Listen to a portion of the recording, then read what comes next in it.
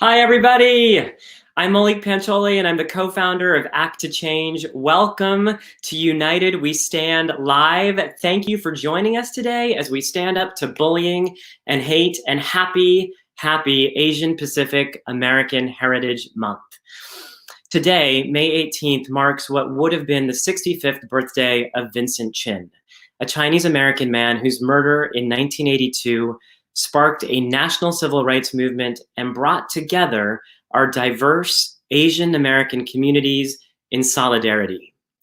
In honor of his legacy, last year, Act to Change garnered the support of elected officials, municipalities, and partner organizations to declare May 18th, 2019 as the first ever AAPI Day Against Bullying and Hate. And this year, in 2020, this day has grown exponentially.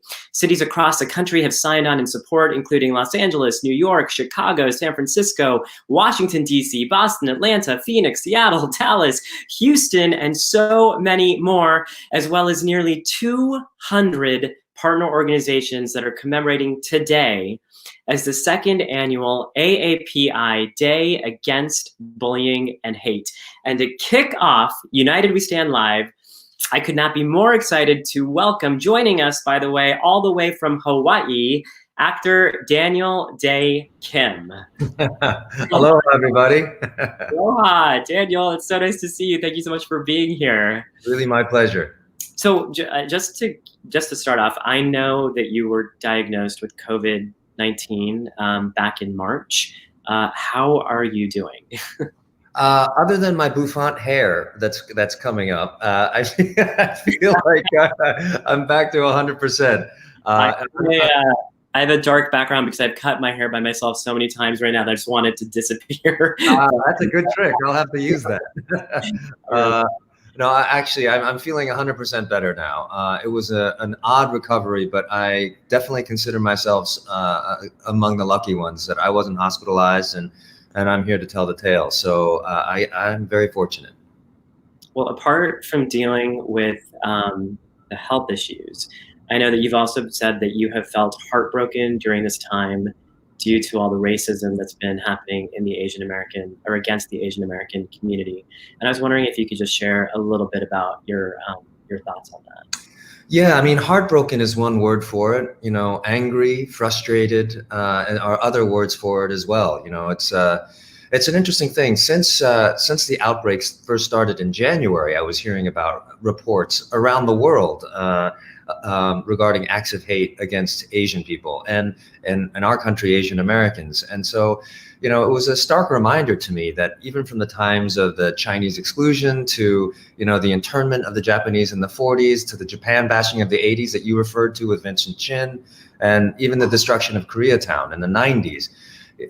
We as Asian Americans have often been asked to prove how American we are, even though many of us have been born here or have lived here for many generations. But we are asked to be taken to task for what happens a continent away, you know, thousands of miles on the other side of the world. And so events like this, I think, are really important to help show the world that we really are part of the fabric of America. And, you know, what we do as Asian Americans is separate from what happens around the world. And, you know, to be considered American is what we're all hoping. Yeah. You know, I personally really appreciate you talking about that. I know as a kid, I think I had this idea of what being American meant. And for some reason in my mind, it meant suppressing the parts of my heritage, the parts of my culture that I actually really loved and that I wanted to celebrate. And so I appreciate you talking about this notion of we are American enough just by being American. So thank you for saying that. And just to jump off on that, I know that you have been encouraging young people to actually celebrate their Asian American pride during Asian Pacific American Heritage Month by sending you TikTok videos and Instagram stories celebrating their Asian pride. And I'm wondering if there's one or two that really stand out for you as particularly meaningful or moving or funny or anything really. Wow, so many. First of all, thank you for bringing that up, because the whole reason I did that was because, you know, there's so much bad news out there. You know, you turn on the news and it's almost like a horror movie every day. And, you know, especially during Asian Pacific American Heritage Month, I thought, why not celebrate what it means to be Asian American? And why not show the ways in which we take pride in being Asian American? And for those friends of ours, or even family who are not Asian American, what are the ways that they value the Asian Americans in their life? And so Lana Condor and I started working together, and we just started taking TikToks and reposting them and Instagram stories, because we just think it's really great to show the positive side of all of it. And you know, we've gotten some really great responses, really funny ones, really heartfelt ones. The ones that speak to me the most are the ones that are light in tone, but yet still have an awareness of how much they value exactly what you just said, how much they value being American, but also celebrate their own culture. Because ultimately, we want to find a place where being Asian enhances what it means to be American. I love the way you said that. If we want to check out some of these videos, are you guys reposting them somewhere? Is there a place we can watch them? Yeah, on Lana Condor's IG and my IG, I'm reposting 1 or 2 every day, and they're a lot of fun. Amazing. I wanted to ask you, you've touched on this a little bit, but why is a day like this, a day against bullying and hate, particularly meaningful to you? Because it's not just about bullying against Asian Americans. In this specific case, it might be. But you know, people have come to me and said, well, look, you know, Chinese people treat African Americans or Africans badly. There's racism all over the world. Why aren't you speaking up about that? And the fact is, they're all equally bad. You know, it's not just about Asian Americans. It's not a self-serving cause. It's really just about the larger message of being united and trying to fight things like this pandemic together, as opposed to dividing us and scapegoating one another. And so it so happens in this case, it's a worthy cause because Asian Americans throughout history have suffered from racism, have suffered from acts of violence, have suffered from acts of hate. And you can just turn on the news today to see why. So I think it's incredibly important to have events like this, and I'm really honored to be a part of yours. Thank you so much, Dan. I know there's so many people who look up to you, so thank you so much for making the time to be here. I know that we had just a little short amount of time to get to talk. I have a million other questions I wish I could ask you. I hope that you will come back and chat with us at Act to Change down the line. But thank you so much for helping us kick off United We Stand Live. Thank you. It's really my pleasure. Aloha. Aloha. Thanks, Daniel. Just to build off of what Daniel just said, Vincent Chin's legacy of bringing us all together can be seen in the work that we're doing here at Act to Change. We have a simple mission. It's to end bullying for all youth. That includes the full diaspora of AAPI youth. East Asian, Southeast Asian, South Asian, Sikh, Muslim, immigrant, limited English proficient, LGBTQ+. We are here for you. We want to foster a world where all young people can celebrate who they are. To do that, we at Act to Change provide resources, we provide programming, we provide policy and curriculum recommendations, we provide support to our communities, but of course we need your help to do it. I'm going to go into more details about the work we're doing throughout today's program, but I wanted to throw out there a challenge. We're hoping to raise $15,000 today. It is a modest goal, but Act to Change is a nonprofit run all by volunteers, and any donation that you make to Act to Change is fully tax deductible. So we hope you can help out. There are echoes of what happened to Vincent Chin in the violent attacks that are now being directed at our East Asian and Southeast Asian communities today, as Daniel spoke about throughout history, at our South Asian communities post 9/11, due to the hurtful rhetoric from the federal government, and also in the other communities of color that we stand in solidarity with, like in the recent horrific murder of Ahmaud Arbery. So I just want to take a minute to say that we all stand united to decry all hate, violence, and racism. In 1982, a 27-year-old Chinese American, Vincent Chin, was murdered on the night of his bachelor party because he looked Japanese. Layoffs in the Detroit auto industry were being blamed on Japanese competition, and racial tensions were high. One of his assailants declared, "It's because of you, little, that we're out of work." He was beaten so badly that he died 4 days later. His murderers, who were white, were given an outrageously lenient sentence. The judge stated, "You don't make the punishment fit the crime. You make the punishment fit the criminal." Journalist and activist Helen Zia played a crucial role in bringing federal civil rights charges against Vincent Chin's perpetrators. It was her journalism that galvanized the Asian American community. Now, Helen was unable to join us live today, but I was lucky to get to sit down with her just a few days ago. Please enjoy this short interview with Helen Zia, spokesperson for the Justice for Vincent Chin campaign and author of Asian American Dreams.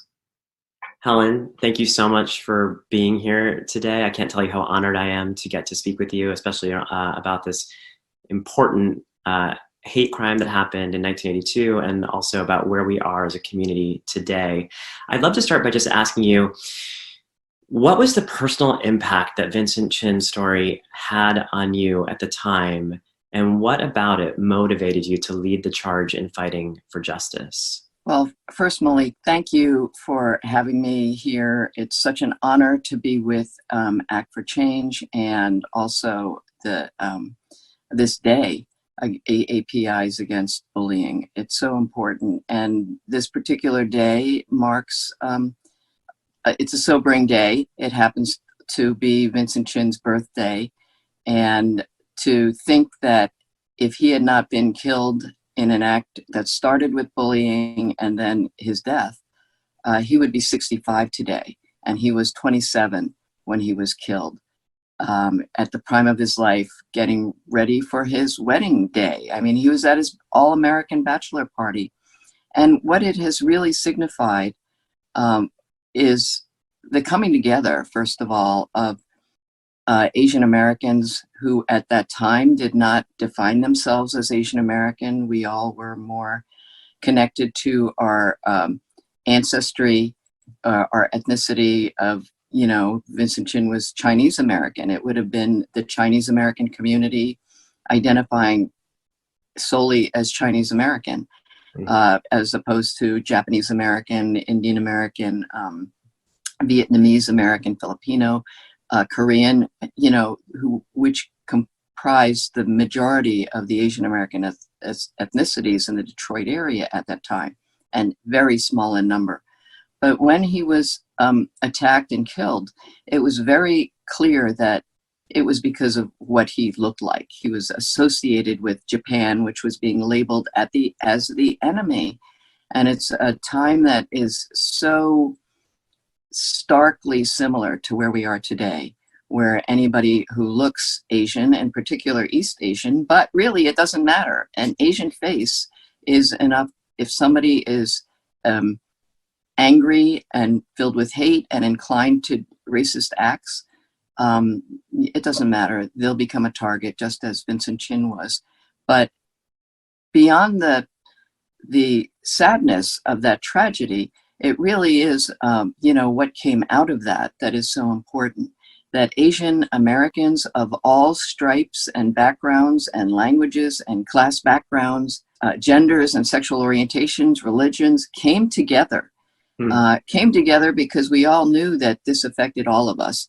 People of conscience from all walks of life actually came out to support, you know, Asian Americans in Detroit and beyond. And certainly in Detroit, which then and now is a city that's majority African American, we cherished the support we got from the African American community then.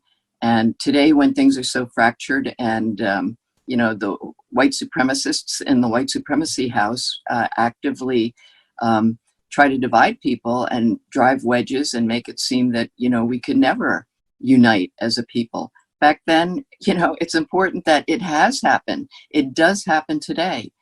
And out of that came very important things, advocacy, support for not only Asian Americans, but making a difference for all Asian Americans. And on this day in particular, to come together to fight hate crimes which include bullying and attacks, you know, that encompass beyond race, but also immigration status, perceived gender, perceived ability or disability, perceived sexual orientation, things that back then could never have been imagined. Even immigrants like Vincent Chin, there was a debate whether he should be protected by federal hate crimes law.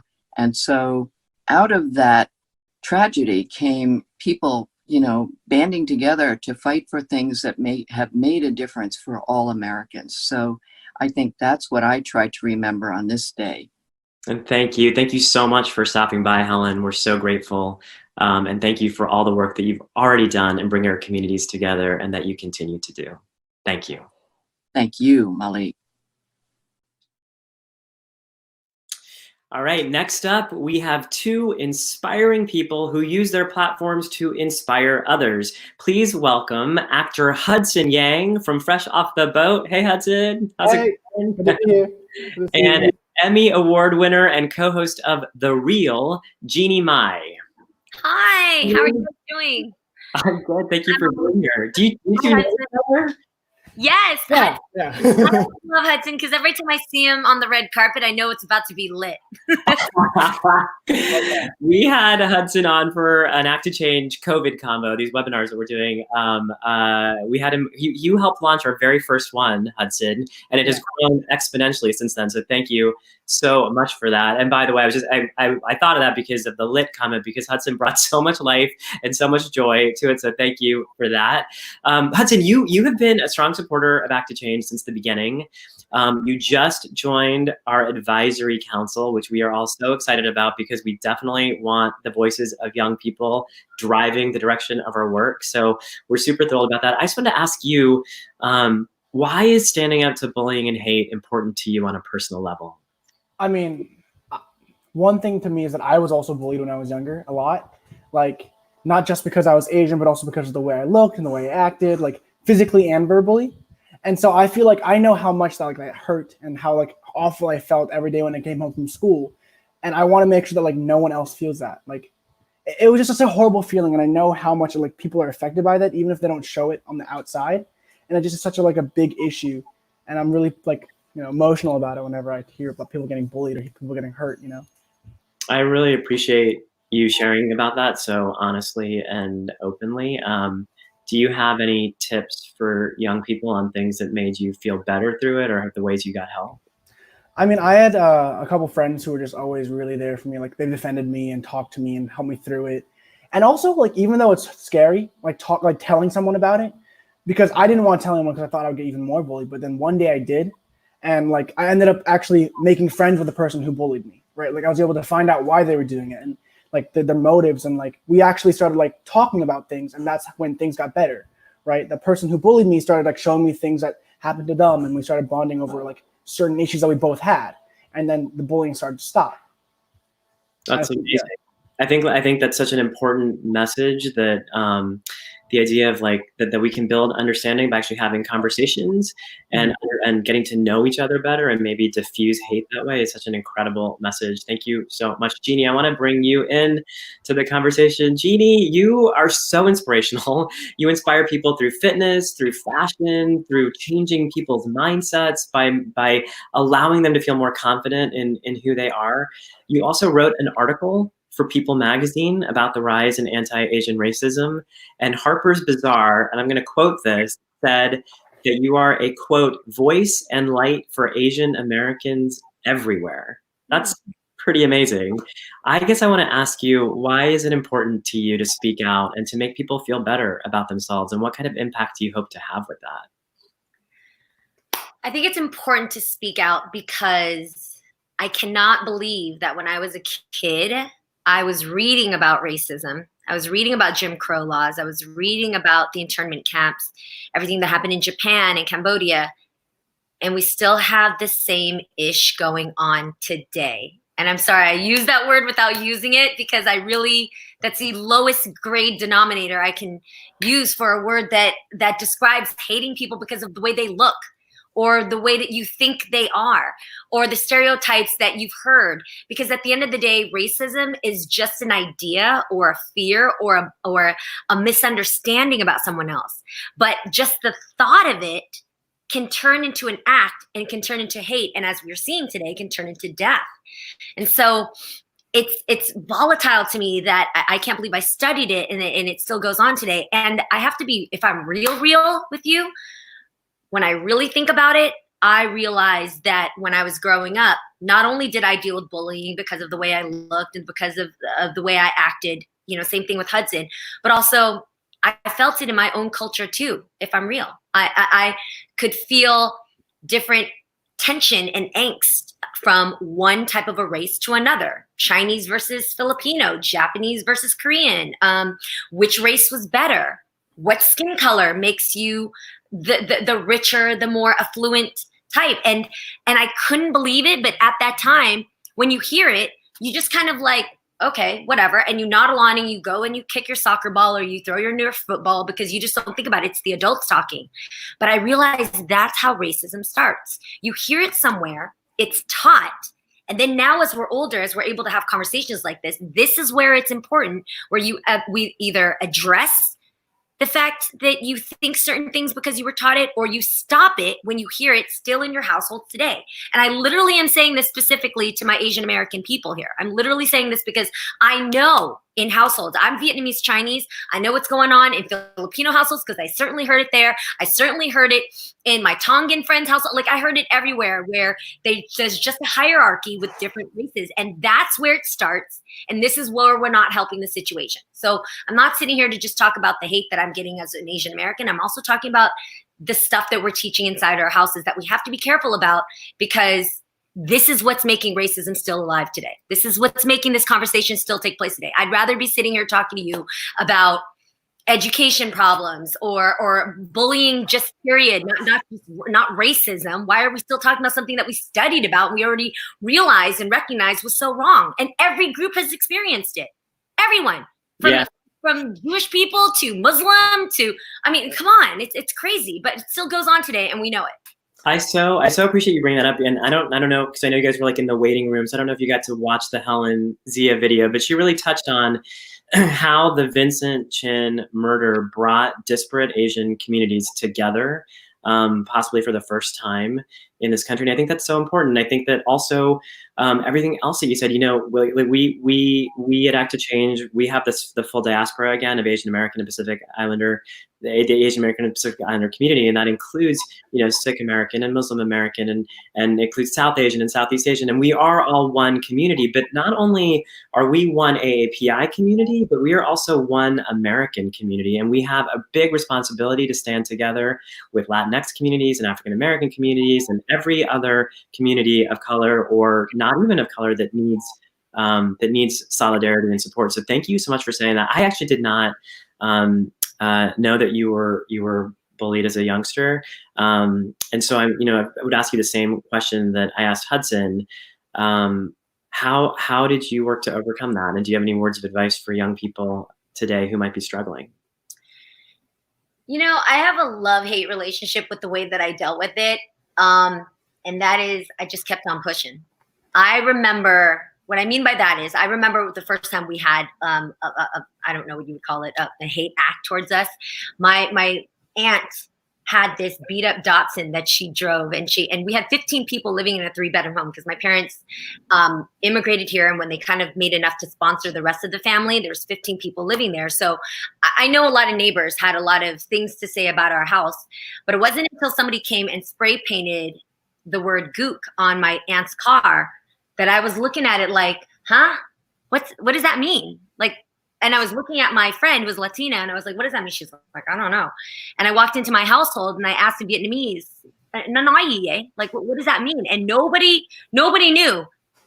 And all of a sudden I felt someone push me aside, and it was my aunt, the owner of the car, walking straight out with a bucket and some soap and a sponge, just like, move, I got to get to work. We don't have time for this. And just rubbed it off.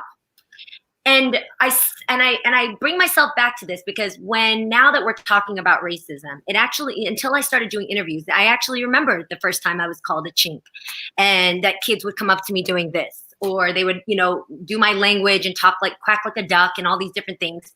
And at the time, I kind of like my aunt, I just kind of brushed it off and kept on pushing. And I do remember that the first few times that I got into fist fights, it was because of just that same that buildup of not knowing what to do. So it ended up getting me into fights and getting me what is the word called when you get kicked out of schools? Suspended or expelled? The other one, expelled. Expelled? Oh, gee.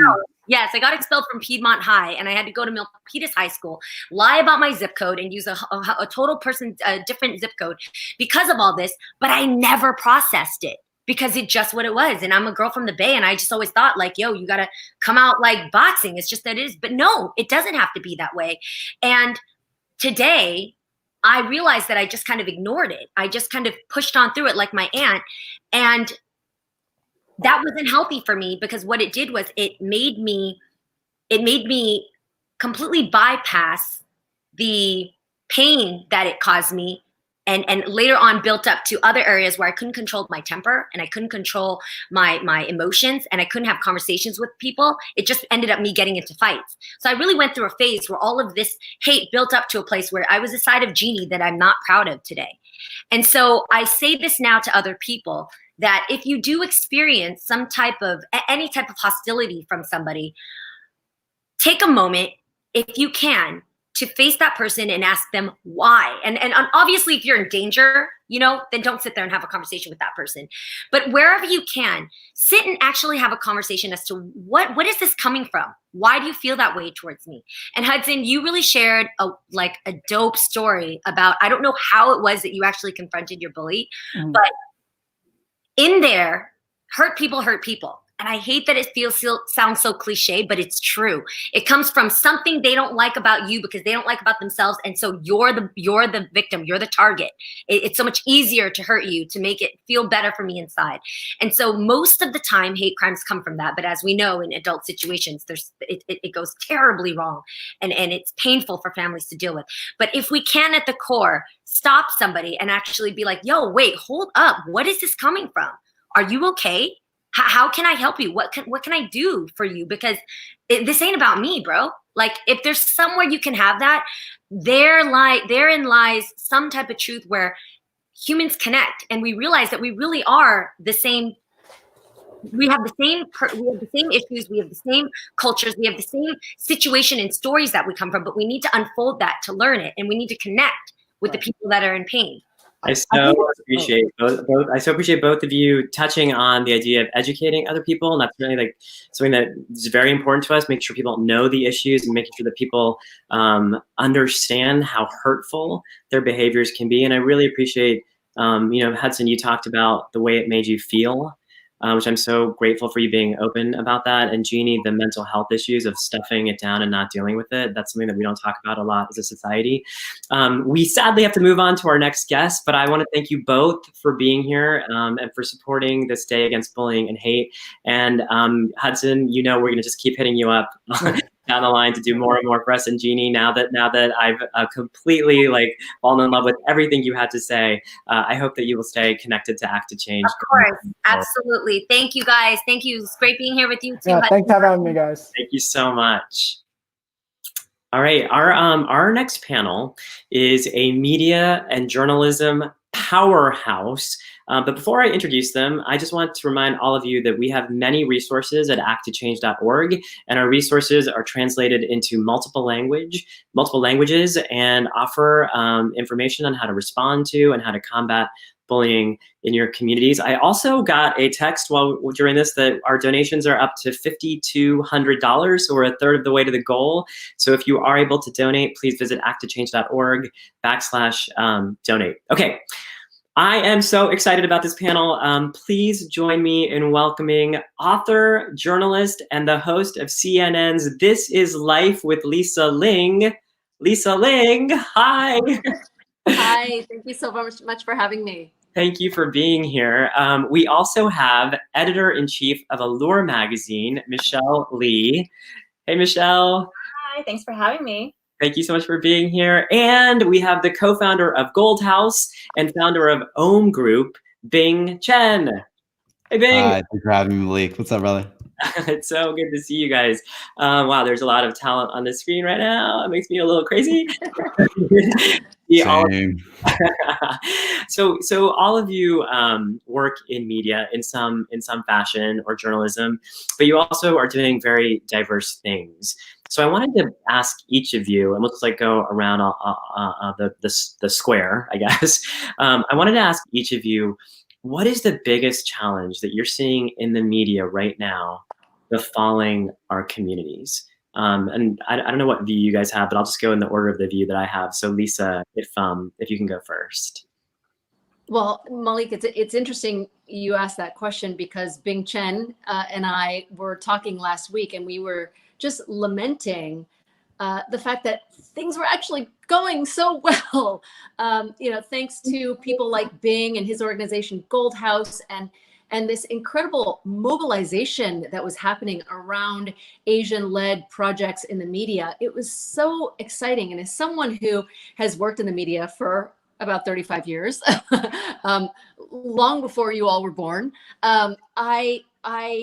it was a source of excitement and pride that I had never really experienced with, the successes of so many of these projects. And so, now we find ourselves in a totally different world, and I don't know what is going to happen, but it is concerning that in an instant things can change in the way that they have, and that our Asianness, our Americanness, is being questioned even at the highest levels. I mean, I don't think there is an intentional objective to demonize Asian Americans, but I think people at the highest levels have to realize that there are consequences of speech and of language and how you characterize things. And my fear also is that this is an election year, and given the conflict between the U.S. and China and this contentious relationship that is brewing, my hope is that it doesn't get worse for people who look like us throughout the next year, but just given how volatile rhetoric has been, particularly by this administration, it's something that I'm tremendously concerned about. I appreciate what you said, and I would maybe venture out to say that there probably is some calculated demonizing.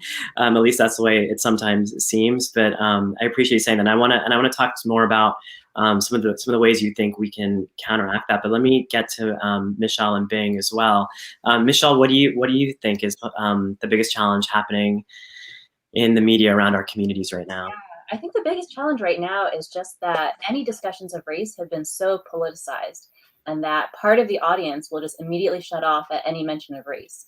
And it's such a dangerous thing because even though, like Lisa said, things were going great, like I felt like we had this momentum behind us of so many more Asian-led projects and things were going so well, we still, to be honest with you, are so underrepresented in media, in Hollywood and other places that when you have that lack of representation, it still just opens the door for people to misunderstand our cultures. So that's when you see people talking about how Chinese people eat such weird food. We all eat bats. We all eat dogs. And, all of these crazy old stereotypes that I had felt like were long gone before. And I loved listening to Hudson and Jeannie talk right before us because I feel like I share so many of the same memories as they have. I also in middle school was bullied horribly. And that was 30 years ago. So I felt like finally we've moved past this. And so quickly, it's just so sad to see that we're kind of back where we started again. Yeah. And that's probably a great starting point to then come to you, Bing, because I know that you've done so much work around media and representation. And so I'm curious if you echo the thoughts that Lisa and Michelle put out, or if you have some other thoughts on what's going on. Yeah, I mean, as you know, they're both much smarter than I am, so I definitely agree with everything that's been said. I don't know that. I don't know. It's definitely true. It's definitely true. No, but I think the only other two things I add are one, and Lisa and I were actually talking about this last week. Our race has two nations. We have a loyalty, commitment, and heritage in the motherland in Asia, and then we also have a loyalty, commitment, and fervor for the United States. And we are unfortunately stuck in the middle. And how do we circumvent that, or how do we surmount that, given all the essential questions that are going around of who is culpable, who's responsible for finding a solution, is really hard. Because we have to play both sides. We have to be in the middle. The second thing that I think candidly has been very irksome, And actually, to be honest, Michelle and Lisa are two of these sort of paradigms of sort of the best version of this. Is we need more heroes, and we need to celebrate our heroes. I mean, you have two people here who have gone out of their way and candidly did not have to not only embrace the mainstream, as it were, in their work, but also the Asian community. And I think we need to see more of that. I think too often we still see Asian on Asian hate. And to be clear, I think it's okay and appropriate and sometimes essential for us to critique each other. But my challenge is, while every voice is worthy, I think sometimes we need to get off our high horses and thinking that just because we exist, we deserve to be seen equally at all times in the same way by everyone. Because what happens when we start doing that publicly and attacking each other publicly in the community is that the old majority benefits. Because suddenly they can look at us, and suddenly whenever they want to support us, they now have the caveat before they support us. And that's problematic, especially when too much of the sort of mainstream community sees us all as one, the same, and a monolith, even though we're not. So I think that's the second piece of, we have to celebrate and educate our heroes in productive, actionable ways, as opposed to sort of clawing each other down before we've even made it. And we also, you know, to underscore what Bing is saying, you know, this is a moment right now. We are in the midst of something totally unprecedented, and the attacks on Asians has risen exponentially. And this is a moment when, you know, we want other communities to stand up for us as well, right? And so we also have to stand up for racism against everyone. That's I mean, right. this is a moment when leaders are going to rise up and emerge, and it's so important that we start speaking out against injustices that are happening in communities across the board, because we have to speak in a unified voice if we're ever going to be able to overcome this. I would love to just hop in here around that, because I think historically, a lot of minority or marginalized communities have sort of felt like there's only this much of the pie I can have, and I've got to fight for it. If I share with anyone else, I'm not going to get my piece of the pie, right? And I feel like we're at a moment in time in history where we are realizing that we all must actually be united. Not to plug the title of today, but that united we stand, right? And so I really appreciate you all bringing that up, not only within our Asian communities, but for all communities who might need support and might be suffering. And you know, Michelle, I wanted to pivot to you, because you've done like, and all of you have, but you have done some amazing work around bringing diversity to the forefront. And I'm sure people probably already know this, but I just want to highlight that you've been dispelling beauty myths with Allure magazine. You banned the use of the word anti-aging in the magazine. You brought in a trans editor in Janet Mock, and you were the first major U.S. magazine to feature a woman in a hijab on the cover. And these are groundbreaking things. And so, I guess my question to you is why, and second of all, did being Asian American drive any of your decisions around these momentous events? Yeah, I definitely think that being Asian American absolutely led those decisions. And I think part of it was that feeling of feeling underrepresented. And I remember for a long time, before I was an editor-in-chief, feeling like, why are we not represented out there? And so when I came into a position of having a platform, I still felt frustrated. But then when I actually looked inward and said, well, why am I not doing it? And it was just this like light bulb moment where I said, if I'm also not doing it, I'm part of the problem. So, you know, as Lisa was saying too, it is not all about, I as an Asian American am not only going to put Asian Americans on the cover, right? Like, it's so important for us to really recognize that there's so much in the world of diversity. At the same time, when it comes to Asian Americans too, I looked back at the past 28 years of Allure, and on the cover, we had only featured 2 Asian women on the cover. It was Lucy Liu and Olivia Munn. And so last year, we actually put 3 Asian women on one cover. It was 3 Asian American models, and it was gorgeous. And it was this historic moment where it, again, was just this light bulb moment of where I said, if I'm not going to be the one to do it, who is actually going to do it? So I think it's very important for us to not only build allies in the world, but also to show people that we have the opportunity to help shape culture. And if we're showing to our audience, this is what the image of beauty is, we have this opportunity to do so much more than just to sell a beautiful cover. It is truly, we are changing the world.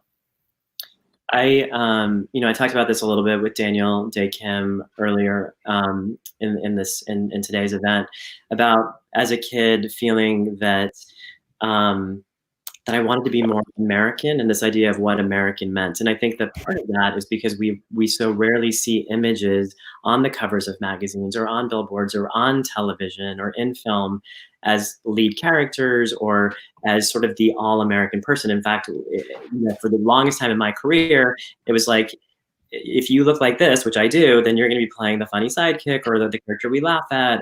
You are not, I mean, I literally did a show where I was the foreign exchange student and the lead character was classic all-American, blonde, built, and I was the weird guy who he has to live with at the boarding school. And so anyway, I appreciate the work that you're doing around that.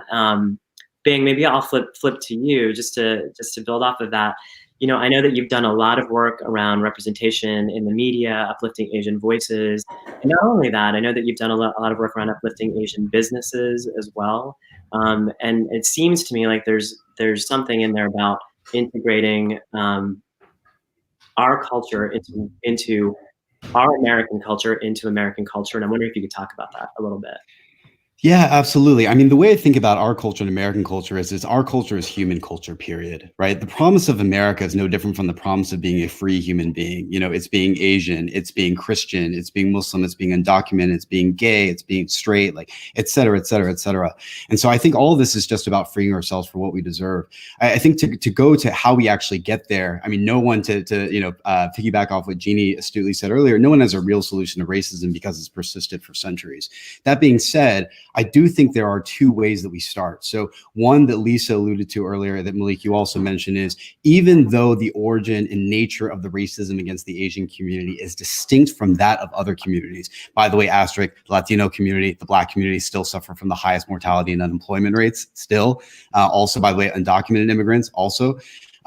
Despite that being different, I think the way that we solve it is actually going to be somewhat similar. And that's why, even though we didn't ask for this form of racism, it is incumbent on us to proactively reach out to other communities and see how we can support them and be consistent in our support for Mr. Arbery, for others. I think the second piece is awareness is really half the battle. The other half is action. I don't think the Asian community, the whole stereotypical, we don't speak up because we want to be apolitical and that's a generational issue. My generation does not have that problem. We have no problem being loud. The issue is we are not aware of what's going on all the time. And more importantly, we don't know how to act practically against it. Do we sign a petition? Does the petition do anything? If we tweet, where does it go? Et cetera, et cetera, et cetera. So I think the twofold here is, one, across our communities, we need some sort of like alert system where if something egregious happens, we are all on message. We all have the hashtag. We all know color of change is a great petition. We got to go sign that, right? And then secondly, beyond that, what else do we need to do? And I guess what I would say to that is, this is it's a pretty educated community. I mean, I'm not to make gross generalizations, but it's one that is quite ambitious, is good at finding out information. And again, as I said earlier, like, this is a moment, and we need to be proactive about finding those stories, about telling those stories. I mean, the fact that so many Asian young people don't know who Vincent Chin is, or don't know who Helen Zia is, who you had in the beginning of the show, to me is a travesty. It's so important to know our history, because the fact of the matter is American history has not been kind to Asians. And it's so important that we have that context, and not just Asian American history in this country, but to recognize injustices that have befallen so many communities. And now we all have platforms. This is, you were asking about what can journalists do, but we all have platforms now. And so it's really important that we use those platforms. I mean, something has changed now since COVID, right? I mean, we have a choice of whether we want to use our platforms to continue selling stuff or promoting ourselves, right? Or use our platforms in productive ways so that we can speak out against injustices or highlight the really salient and important things that have happened in different communities across the board.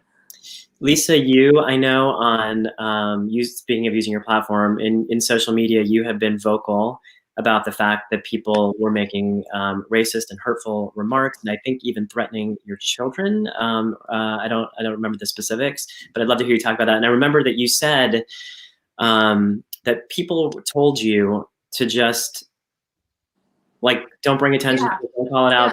Yeah. And you said that that it was important that we do call it out. And I would love for you to talk about that a little bit. Yeah, I mean, like Michelle and Hudson and Jeannie said, earlier, when I was growing up, I was teased mercilessly about being Asian because I grew up in a non-diverse community. You know, I was called Risa Ring. That was my nickname for most of my life, but it was never really malicious. These days, the messages that I'm getting, the messages, you know, that are proliferating, the things that are happening to Asian people are, I mean, it's ugly and it's vile and it's ignorant. And as Jeannie said earlier, it sounds cliche, but hurt people hurt people. And we have to recognize that this is a scary time for all of us. People are hurting and people are wanting to blame others. And we can't sweep these things under the rug. We have to not only speak out about them and speak out against them, but we also have to start having dialogue with people who are different from us. And that's what I've tried to devote my whole career to. You know, I think it's so easy for us to on social media, for example, follow only the people who espouse the same views as us.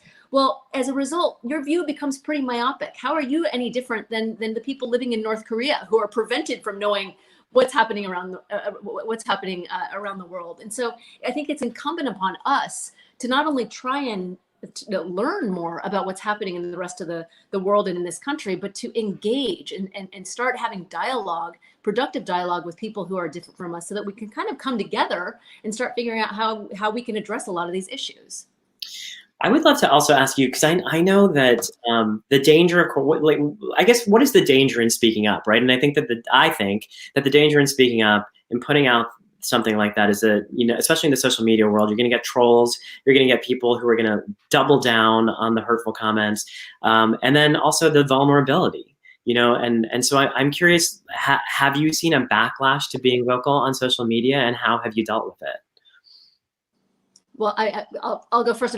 Yes, I have seen a bit of a backlash because social media, you know, people often feel compelled to respond when they get upset with something that you've said or want to say something nasty. And so there definitely has been a backlash among a certain demographic, but overwhelmingly, there has been such incredible support and allies emerging who are appalled by this kind of behavior. And again, that's another reason why we need to keep putting it out there, to just make everyone aware that this is going on so that we can all take steps to combat it. Yeah, I would second that also. I really think that what's complicated for me is that being the head of a brand, I can speak from my own opinion, but then my own opinion somehow becomes the brand's opinion. And so that seems to be a little bit of the challenge. I think that when I've been really vocal, though, it's only been positive. Like Lisa said, I mean, honestly, you have a couple of the trolls, you have some negative comments. I wrote a letter right after the election, actually, about racism and about how I was really terrified that with our new president, that the rise of racism was going to get very scary. And I had some actual snail mail letters written to me. And I remember thinking, you know, if someone is offended by me writing about racism, maybe I don't want them in our audience. And I think that, you know, I think it is that thing of where those couple of voices are okay. I'm fine dealing with it. I'm an adult and we can handle it. That's great. Bing, yeah. No, I was just going to laud both of them. I mean, I'm not trying to be sycophantic, but this is where we have to repeat what Michelle said earlier. You know, if it's not for people like Michelle and Lisa and DDK and Jeannie and Hudson and so forth, if it's not them, then who is it going to be? And to what Lisa said earlier, if it's not happening now, when and how long, right? So I think this is what courage looks like. This is unfortunately what it's going to take. And as Lisa mentioned earlier, either you're down with it and you're going to move with us, or you're not. The end. This is, by the way, I think, you know, so important. Obviously at Act to Change, we're focused on young people and the ways that they're being bullied, and by bullying, I mean not only verbally, but physically attacked or hurt in other ways. And so, but cyberbullying is a big piece of that. And so I think it's really important for them to hear that it's something that you are also dealing with, and that you're still continuing to have a voice and put yourself out there. And I hope that if there's young people who are watching today, that they find some solidarity in what you said. I'm so grateful for that. I do want to. So we started this off, and I think we've been pretty much talking about it, but we started with this off, and I feel like I heard a consistent thing from all three of you that in terms of sort of our place in the world as an Asian American community, we were at a certain place before COVID-19, and now it feels like we have fallen down to a place where we have to maybe climb back up. And I just want to ask you, we have, of course, talked about various ways to do this, but what are things that someone who is at home right now who wants to support or help or keep our communities thriving, what are things that they can be doing? And I know it's hard to do these conversations with so many people on a computer, so I'll just pick someone to go. Bing, how about we start with you? No. All right, I'm gonna spitball. I'll give you three. One is representation matters, period, because what people say is what they believe. So when you see someone like Lisa Ling on her daily show for COVID, when you see the next magazine from Michelle Leah-Valeur, you need to buy it. You need to put it on. You don't have to watch it. It needs to be on, though, because we need to count the streams. We need to count the numbers. Because if we get the numbers up, then suddenly language starts to proliferate. Number two is success. Financial capacity matters because it sustains the reality of representation. So if you have a small and medium-sized business, especially if it's owned by a marginalized founder, you need to buy from them every single day. We all love McDonald's. We all love Pizza Hut. God praise pizza. But you should also be buying from SMBs, and you need to buy extra hard from them in the next 2 years, because that's how long at least it's going to take to get out of this economic rift. Number three is, I go back to what we said earlier. We need unity not only across all of our communities, but we need a system that activates all of us. I hate to use this hackney example, but it is the best one. The institution that is known as Black Twitter is so powerful. And so how do we institutionalize something as informed and rapid as that across the community so that we're all aware and that we're all consistently making thoughtful noise that is actionable afterwards? Amazing. Thank you for that. Thank you. Yeah, you did it. Three in. I only asked for one. You go now. Lisa, what about you? I would just say to the young people who are tuning in right now, be a force for good and think about who you are and what you stand for. And if you have issues or take issue with, injustices that are happening by rampant racism that is being stoked, speak out about it. Because even if your network consists of a couple people, they have a network of a couple people, and they have a network of a couple people. And that is what this is all about. It's trying to be this force. And again, this is such a unique opportunity. There are so many people out there who are truly hurting and who are scared.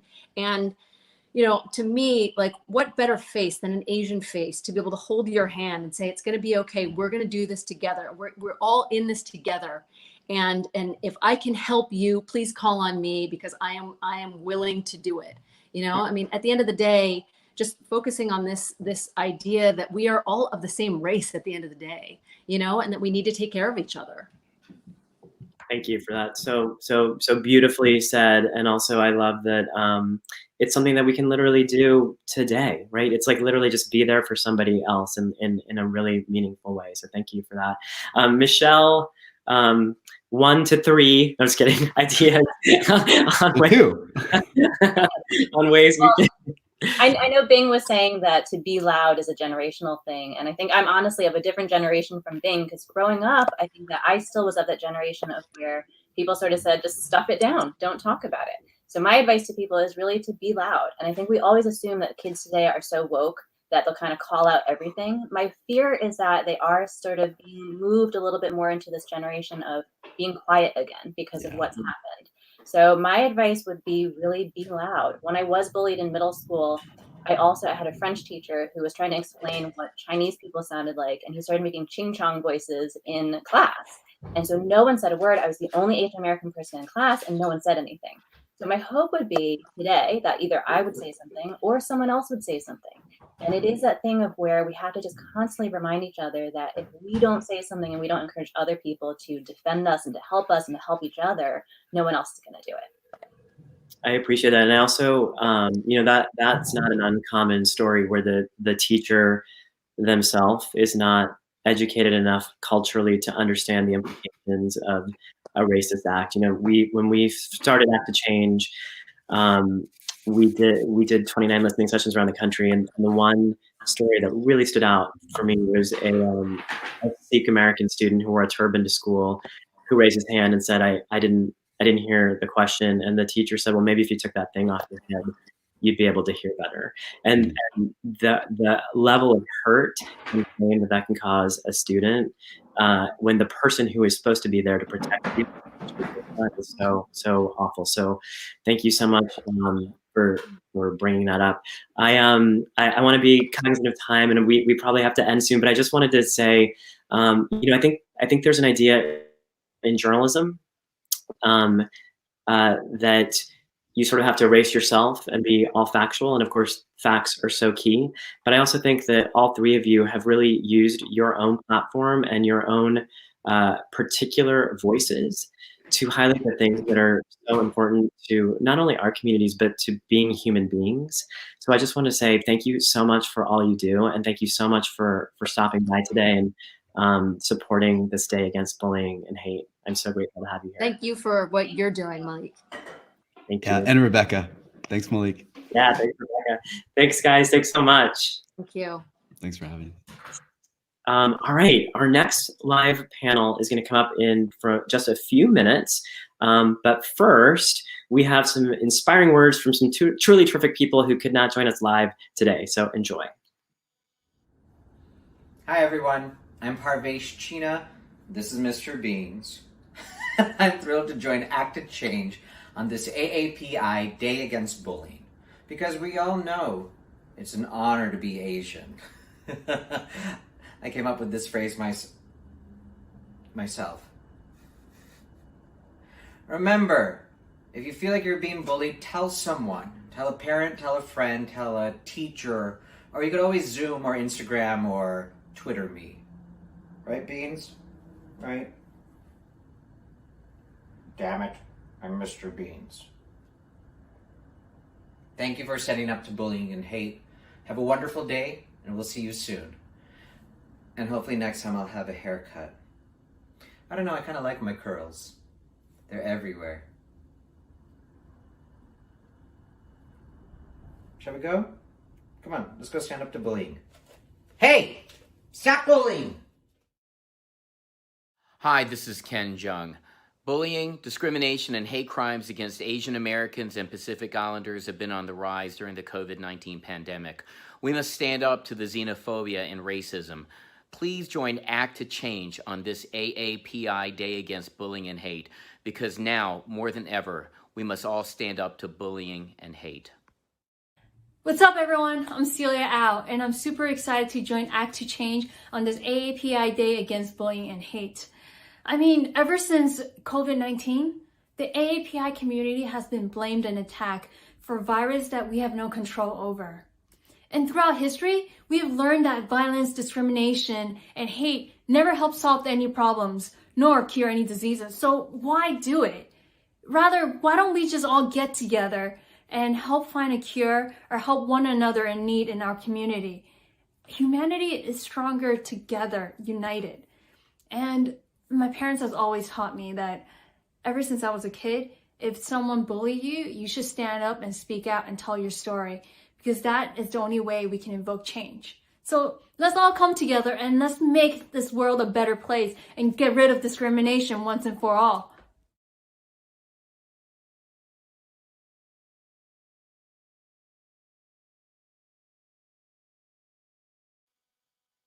Hi, I'm back. Thank you so much, Parvesh and Ken and Celia, for those amazing words. In response to the surge in hate around COVID-19, we recently launched a webinar series that we are calling COVID Combos. And our guests have included the 19th US Surgeon General, Dr. Vivek Murthy, actor Randall Park, and basketball player Jeremy Lin, among others. Those conversations have reached tens of thousands of viewers and provided hope to so many people. So please remember that your help, your support helps us to continue this kind of programming. So please make a donation if you can. And now we have two fierce actresses who are breaking all kinds of boundaries. We have Purna Jagannathan, who plays Nalini on Netflix's hit Mindy Kaling created Never Have I Ever. Hi. Hi. Good to have you here. And we also have Poonam Patel, who was Emmy nominated for her role on the Netflix. Hi. Okay, so you guys are offering the kinds of representation on TV that our communities are so hungry for, but not only our communities, all of America, it's Netflix, so all of the world is tuning in. I want to talk to you guys about that a little bit. So Purna, I'll just start with you. Yeah. Why is having diversity on TV important? And I want to particularly ask you, what do you think the impact of Never Have I Ever, which by the way, I think was the #1 streamer, yes? For around the world. It was insane. Around the world, featuring an Indian American family. Yeah.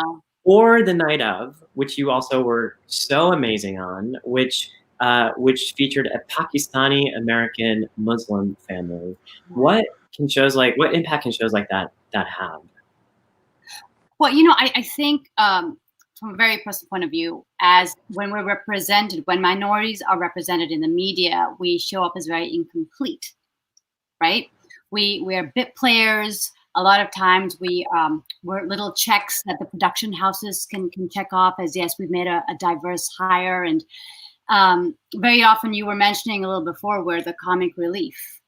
We show up as, providing a little bit of someone to make fun of. And the way I look at it is we're usually the punchline and we're never the plot line, right? Mm-hmm. And the problem with being a bit player, the problem with presenting an incomplete picture is that none of our struggles and none of our pain is ever represented. I mean, certainly, I know that's certainly very true for me. All my experiences, all my parents' experiences, what we've come through. I'm an immigrant. My parents are immigrants. I mean, none of that has any space and any breath to show up.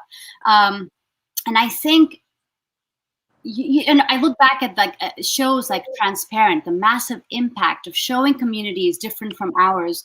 What it has is it creates empathy for that community.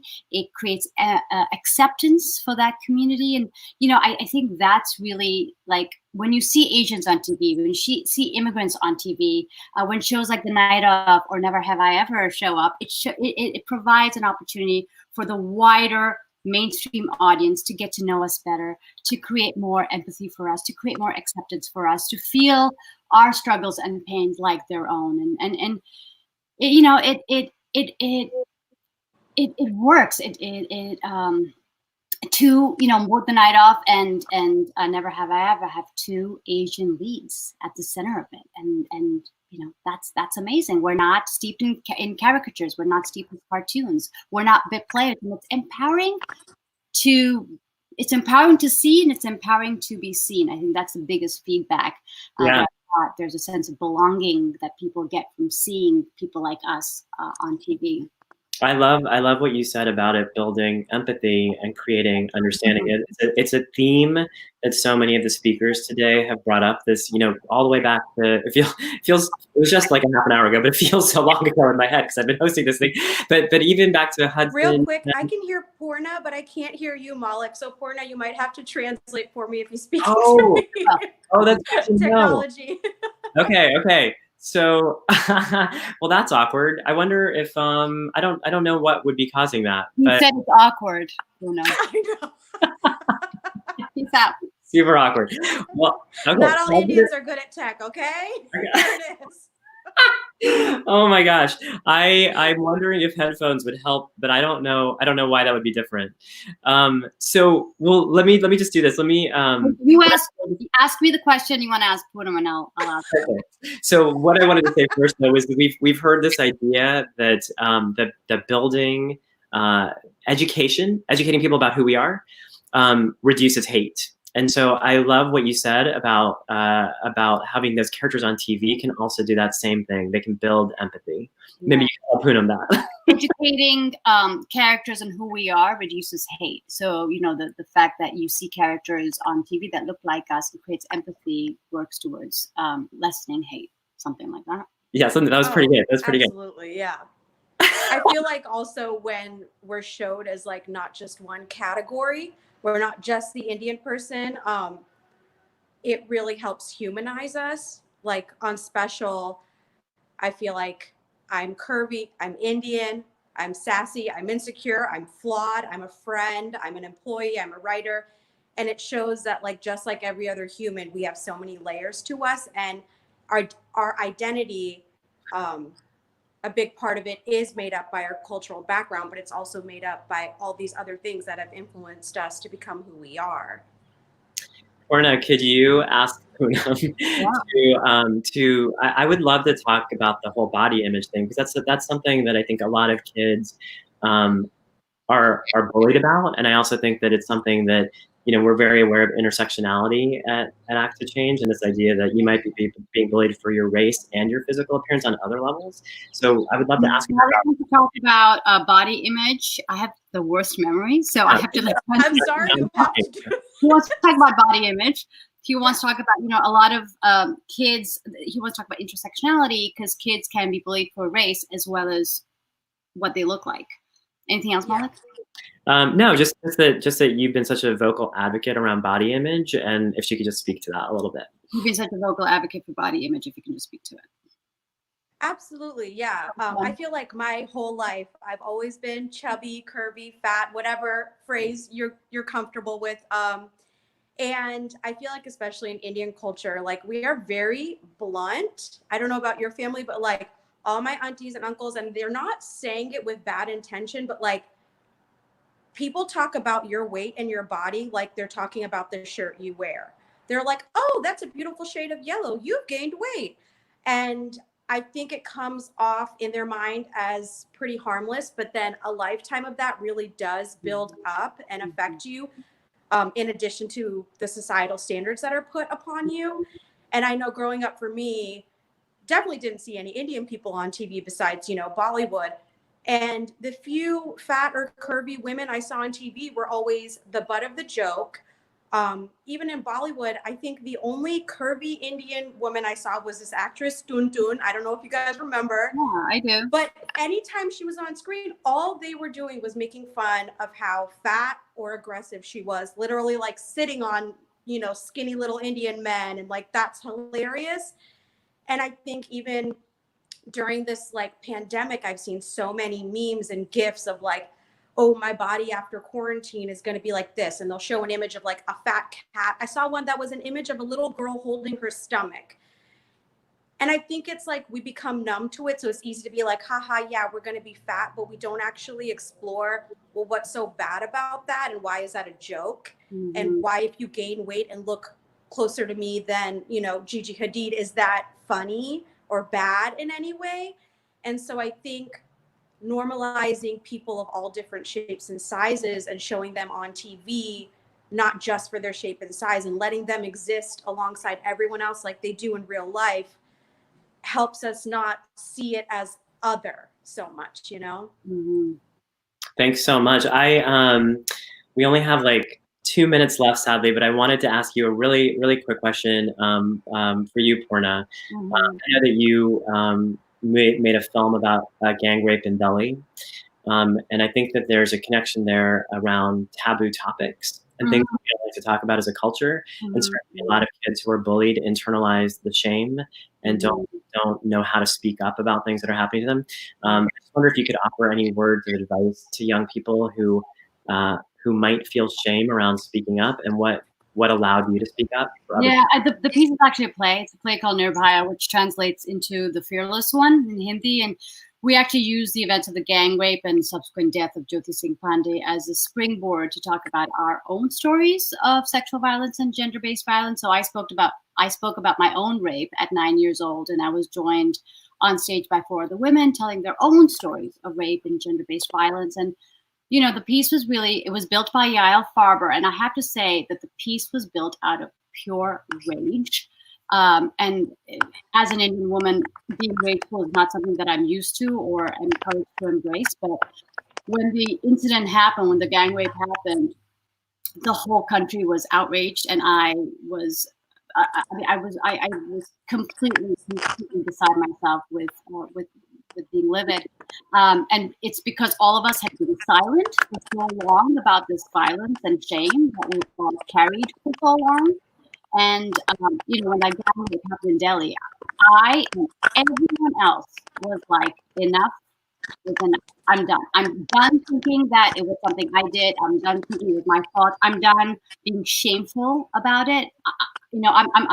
I'm ready to shift the shame from me onto my perpetrators. I'm done carrying it. And it was such a breakthrough for me and my castmates. We did this in 2013, and what we felt coming at us, the tsunami of what we felt coming at us, was the beginning of the Me Too movement. It was every night the audience would get up from their seats and say, "This happened to me too, and I'm done with it too." I will say after, it was pivotal. I turned 40 the year that I did it, and I will say my mental, my physical health has hugely shifted and improved from speaking my own truth. I occupy space very differently. I'm unafraid of anything that's happened to me because it is my story. It's kind of like owning the events of your own life, your own story is the most powerful thing you can do. It's the same for bullying, Yeah, thank you so much for saying. I feel like so many kids who are watching today, and hopefully Poonam, when she goes back and watches this herself, will be so, well, she can hear you, she can't hear me, but will be so moved and so inspired to hear that actually sharing their truth allows that kind of physical and mental freedom. So thank you so much for sharing that. I wish we could spend so much time together, but I have to move on, sadly. I am so grateful to both of you. I have to go. I'm so grateful to both of you for being here today. Thank you for having us on such an important panel. Really, thank you for all your work. Thank you, Poonam. Thanks, Poonam. Thank you guys so much. Bye, guys. Bye. By the way, I'm so that was so awkward to not be able to have that conversation, but Poonam, along with Hudson Yang and several community leaders, participated in a live, in-person, remember when we could do that? Act to Change youth conference in LA called Strength in Solidarity, Building Communities of Kindness. We brought youth together to explore their identities and what it means to be fully themselves. Just a reminder that your donations help us to be able to continue that kind of programming. Okay, a few more people sent us the messages they want you to hear. Please enjoy these videos, and in a few minutes, we're gonna be live with Kal Penn and John Cho. Hey everybody, I'm Randall Park, and I am excited to join Act to Change on this Asian American Pacific Islander Day against bullying and hate. We're currently in some very trying times, but really now and at all times, we have to support each other. Support our youth, our elderly, our various communities, and our allies against bullying and hate.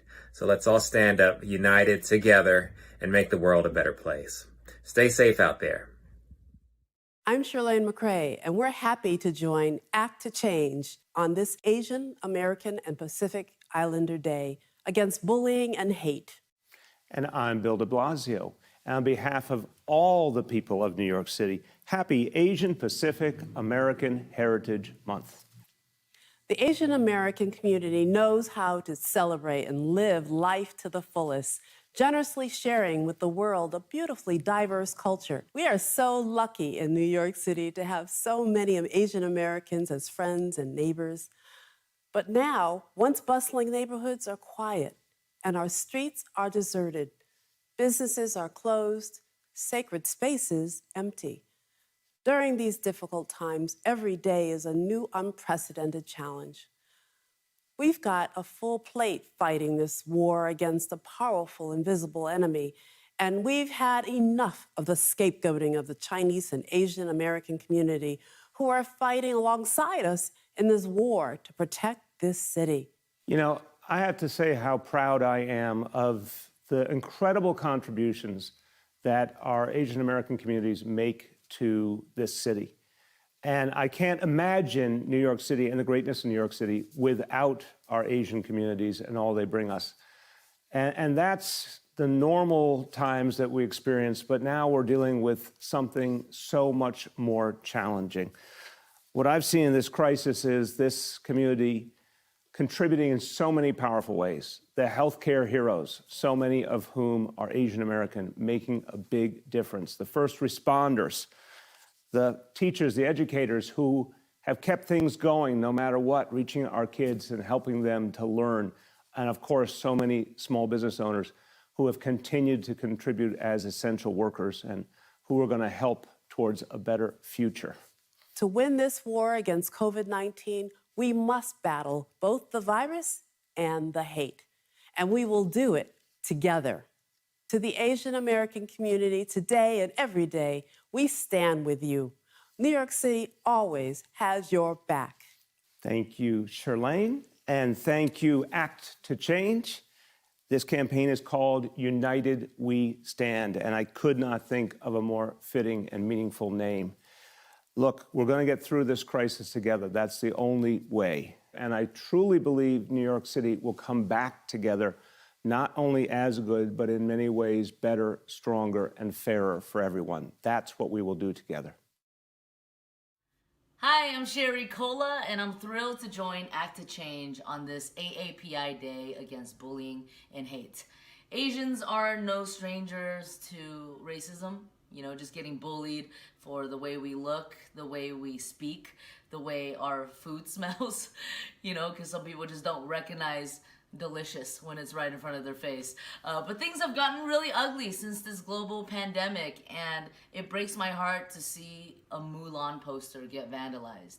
It's so unnecessary. And especially as an immigrant, I always felt foreign growing up, and I feel like we've worked so hard to prove that we belong in this country, and now we're just taking so many steps back. Now more than ever, we have to raise awareness around this issue, which is why this is so important, this video. We have to have each other's back and stick together as a community and just pray for better days, because I 100% believe that we'll rise from this and we'll be stronger in the end. I'm here to support the efforts of Act to Change to raise awareness against bullying towards Asian American Pacific Islanders.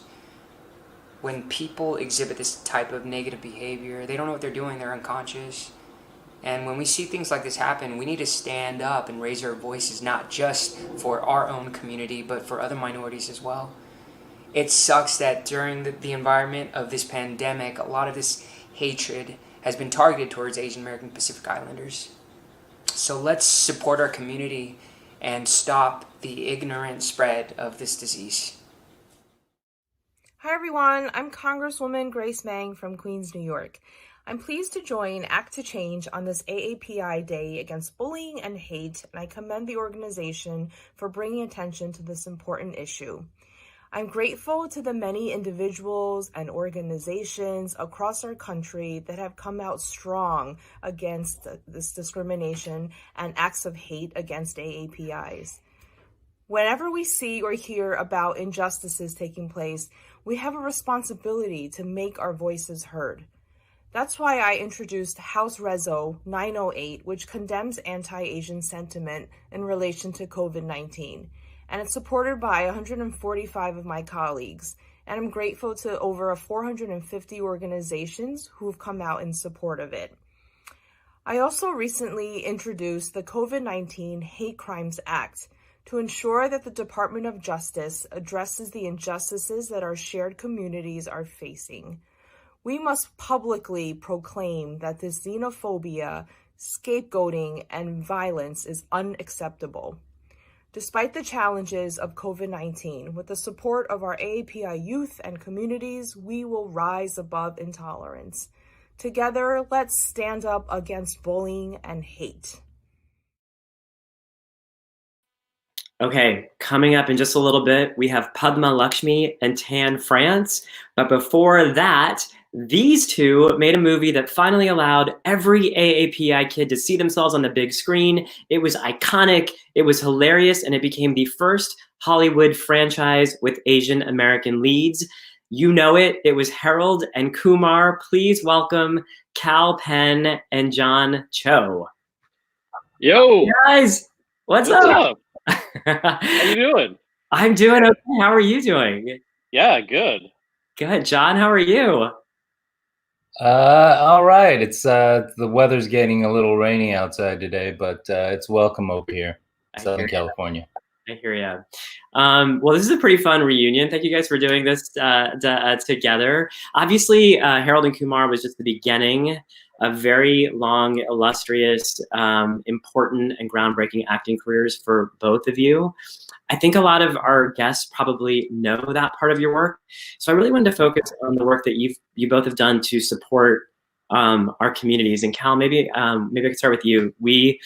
We both had the privilege to work under President Obama. I served on President Obama's Advisory Commission on Asian Americans and Pacific Islanders. But this was a volunteer. I mean, I was appointed, but I still had my other life.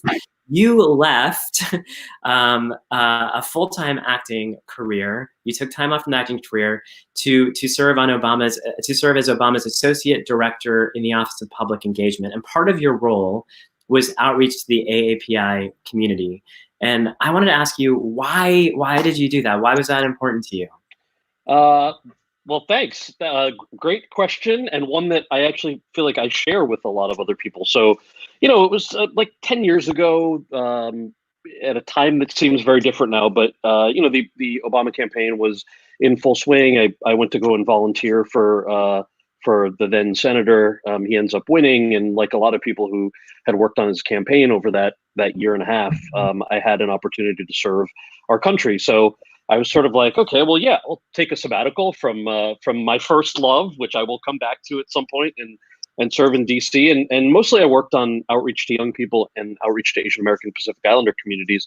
And it was, a priority for the president that all communities have a seat at the table. And advocates, as you know, have a huge role to play, but so do policymakers. And so he wanted to make sure that there was somebody on his outreach team that was there for the community, just like he had folks who dealt with Irish American community, the rural communities, urban, Latinos.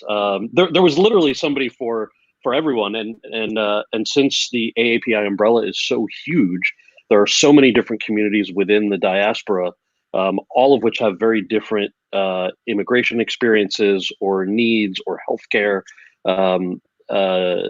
It was an amazing opportunity to both learn and to serve. I really appreciate what you said about there was something for everyone. Act to Change started as a White House campaign during the Obama administration. We're obviously now our own nonprofit.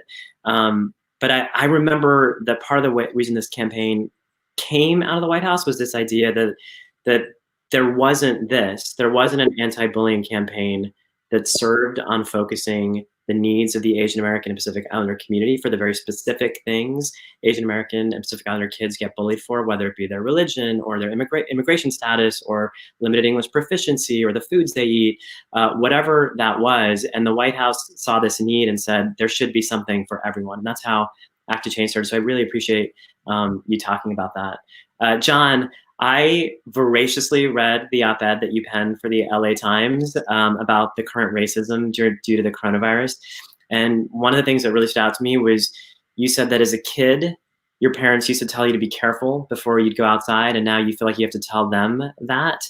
And I just wanted to talk to you about that, about what compelled you to write the op-ed in the first place, and what kind of impact you hope being vocal around the subject will have. What compelled me to write that was, that was very true, that we were just getting, it felt like we were getting text messages with, stories of hate from people we knew so much. These stories were circulating. I'm sure you've had the same experience, Cal. I'm going to bet you've had the same experience. And, we just knew a lot of people who were calling their parents and saying, take special care out there because those are the people we worry about the most. And it occurred to me that it was so backward and so it was so non-progressive. You'd think that our parents would be protecting us and we would be protecting our children, but rather we had to go back and sort of make sure our parents were okay. It felt bizarre and strange and worth speaking up about. And for me, what I wanted to accomplish was I felt that this the issue of hate crimes toward Asians is complicated by our model minority status and our supposed model minority status, and it makes people think that hate towards Asians is not a big deal, that it's trivial, that it's not very widespread, and that basically we can handle it because we're supposed to be successful and stuff. And so I thought it was a complicated subject and thought that writing it out was the best way to do it. I appreciate that, and I appreciate you touching on the model minority myth and this idea that all of our communities are okay. And I spoke to Helen Zia. We played. I had to record her earlier because she couldn't be here live, and so we played the video at the top. And one thing that we didn't get to play, we had to cut into the interview a bit. But she talked about the fact that that the racism against Asian Americans is so damaging because not only is it emotionally damaging, but Asian Americans are actually doctors and scientists, like working on solving cures, and so we need to let them do their work, And if we're literally like bashing people and having to be take care of people and make sure that they're safe just to go out in the world, then what impact does that have on their contributions to our society? So I really appreciate you saying that. One of the things we talk a lot about with anti-bullying work and at Act to Change is forming allies. And I was also struck, John, in your piece, you talked about the two of you being on press tour for this movie for Harold and Kumar, and you watching Cal getting frisked at airport after airport. And it was such an interesting moment for me in that article because I feel like over time, various segments of the Asian American community have been targeted for different reasons. And that was a moment where people who look like Cal were being targeted. And this is a moment where people who look like you are being targeted, but we're one community. I would just love to hear both of you talking about what it's like to see the other go through something and what allyship means to you. And John, if you want to kick us off, and then we can cut back to Cal. Well, I'll start with this. Cal and I spoke not long after, and I think, Cal, correct me if I'm wrong, you'd said it affirmed your memory of that. you wondered whether as the years went on, whether you were misremembering it, yeah? Yeah, so John and I did not speak about his op-ed until after it came out. And like you, Malik, I read it and loved it and shared it with everybody. And we talked after, and I was like, listen, man, that memory of that press tour, I have been carrying around with me thinking to myself, did it really happen like that? Was it really at every airport? Maybe I'm remembering it wrong, because at the time it was, when you're going through it, it is obviously something that deeply affects you. At the same time, we were trying to go around the country to promote this movie. So, you're promoting a comedy, you're trying to not let other things bring you down. You realize, what's going on. And so I mean, thank you for it's just a weird thing, right? Like we tend to try to rationalize things over time and maybe tell ourselves that it wasn't actually what it was, but it definitely was. Well, also it's sort of an example of something that I tried to touch upon in the article, which was like, you think you're safe because, and I think that, maybe your self-doubt was exacerbated by the fact that you felt such conflicting things in the moment, which was, here we were, two men of color, headlining a film and going on a big time press tour, and it felt like such a high moment. And then, you got a gut punch. And for me, it had the opposite reaction, which was, it was seared into my memory, because I thought to myself, oh, this is interesting. You think it's this, but it's this. And yeah, it sure as hell happened.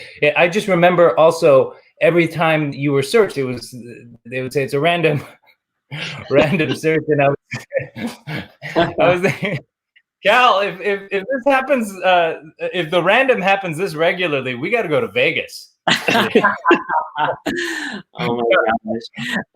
Well, thank you guys so much for being here, and I think just sharing your own experiences and also being vocal for our communities is so important. It's such a lesson to young people. I remember my time at the White House, and one of the things we really tried to focus on was Asian Americans are not often taught to pursue careers in politics.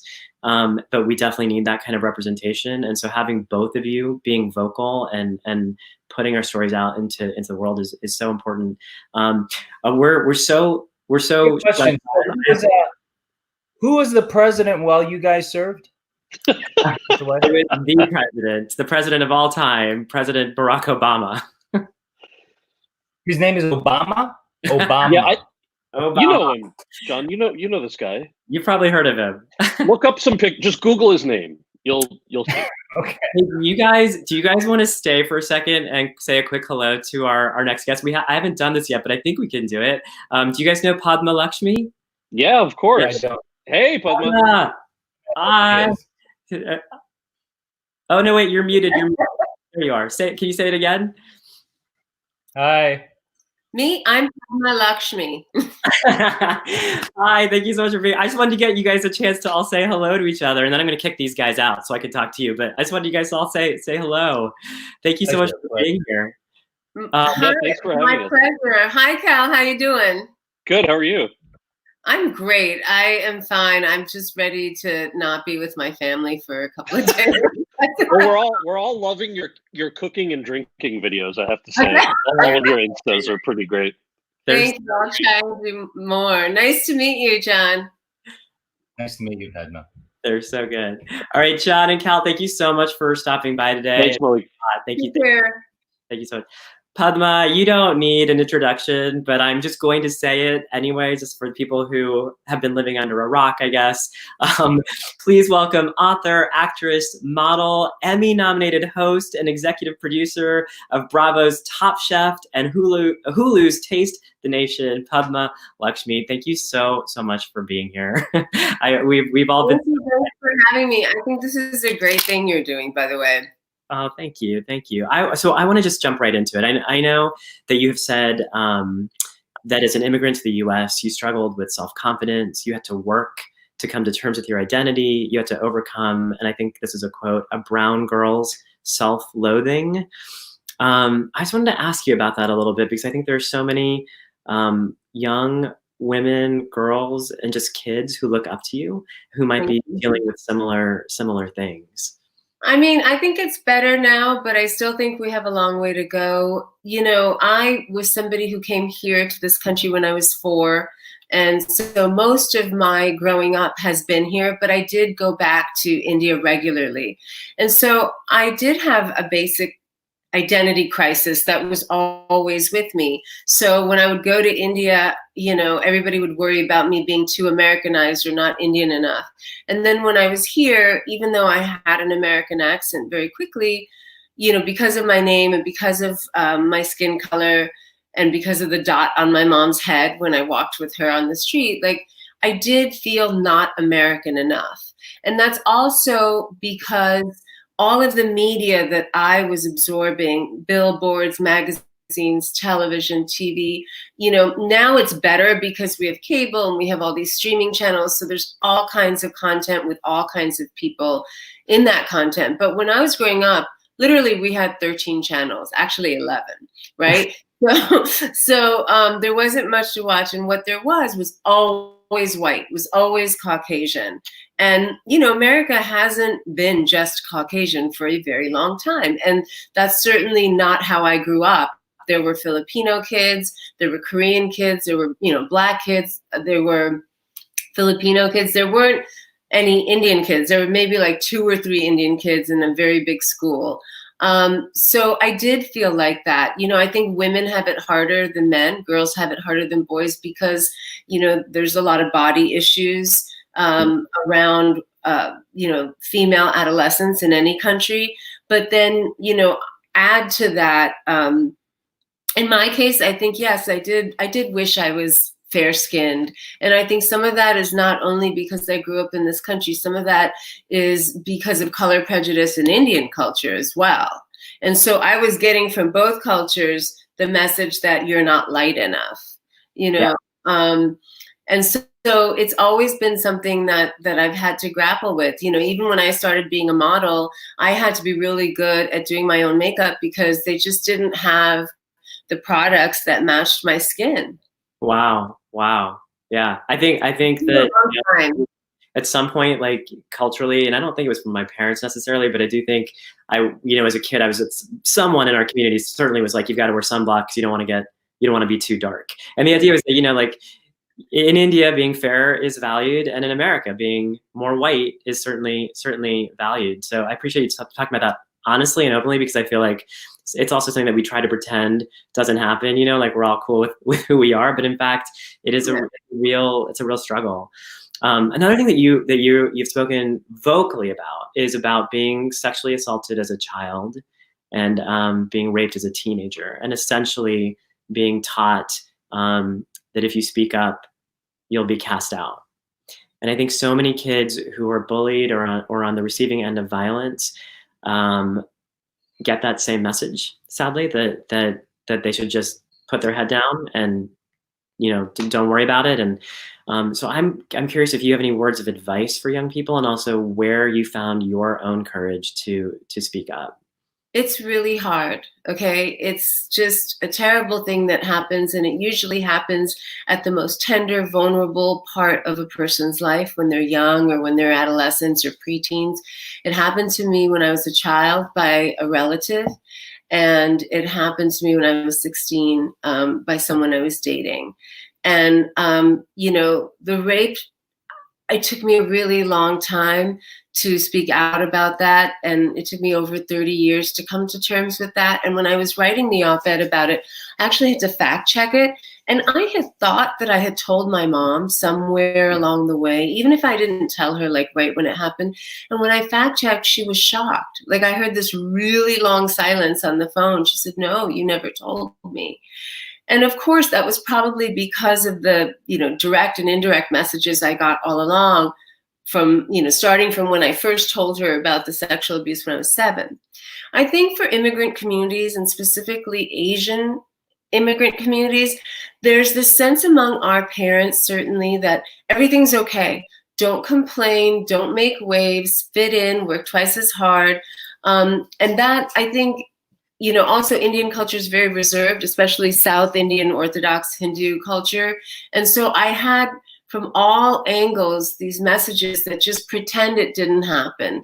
And you can't pretend it didn't happen, because it does happen. And when something like that happens to you, it changes you. You're never the same, ever. You're never completely relaxed when you're in even a road you don't know, something like that. There's always this lingering air of anxiety or insecurity, like literally, I don't know how it manifests for different people, but literally like physically insecure, And I think the only piece of advice I have is that it's really hard to speak out. It's really hard to seek help.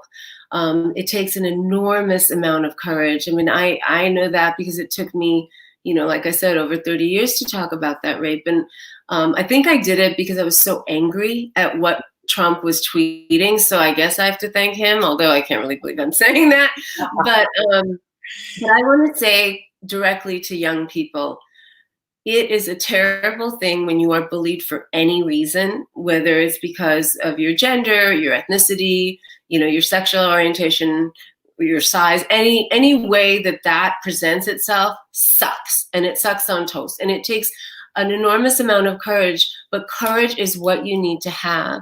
And you need to find the person you feel safest and most secure with, and you need to tell them. And if they don't do anything about it, you have to tell somebody else. And I know that's easier said than done. But, last night I was putting my 10-year-old daughter to bed, and she's been having a lot of problems with online schooling and some bullying, although now, of course, that's stopped because she's not in school. And I said to her, which I really believe, like the hardest things that have happened to me, whether it's been my car accident or my sexual abuse or even my divorce, like those things are what really gave me the most strength after I had been on the other side of them. So sometimes you just kind of have to talk to yourself and be like, okay, this is a lake of shit. And I'm going to have to I'm going to have to swim across to the other side. And in the process, it's going to be nothing but, shit. But you can only do what you can on that day. And you have to tell yourself, one day this will be over, but it is not today, and it may not be tomorrow or next week. And one day you will swim to the other side of the lake. And the part that is the hardest is when you're in the middle and you want to turn back and you want to pretend like it never happened and you want to withdraw your, complaint or your concern, but don't. And know that if you can't do it for yourself, you have to do it for the people who come after you. My gosh, it was so beautiful. I do want to highlight 3 things that you talked about. You talked about the mental health thing, about this feeling that just comes up, that you can't just make it go away. I think that happens to so many people who are on the receiving end of bullying.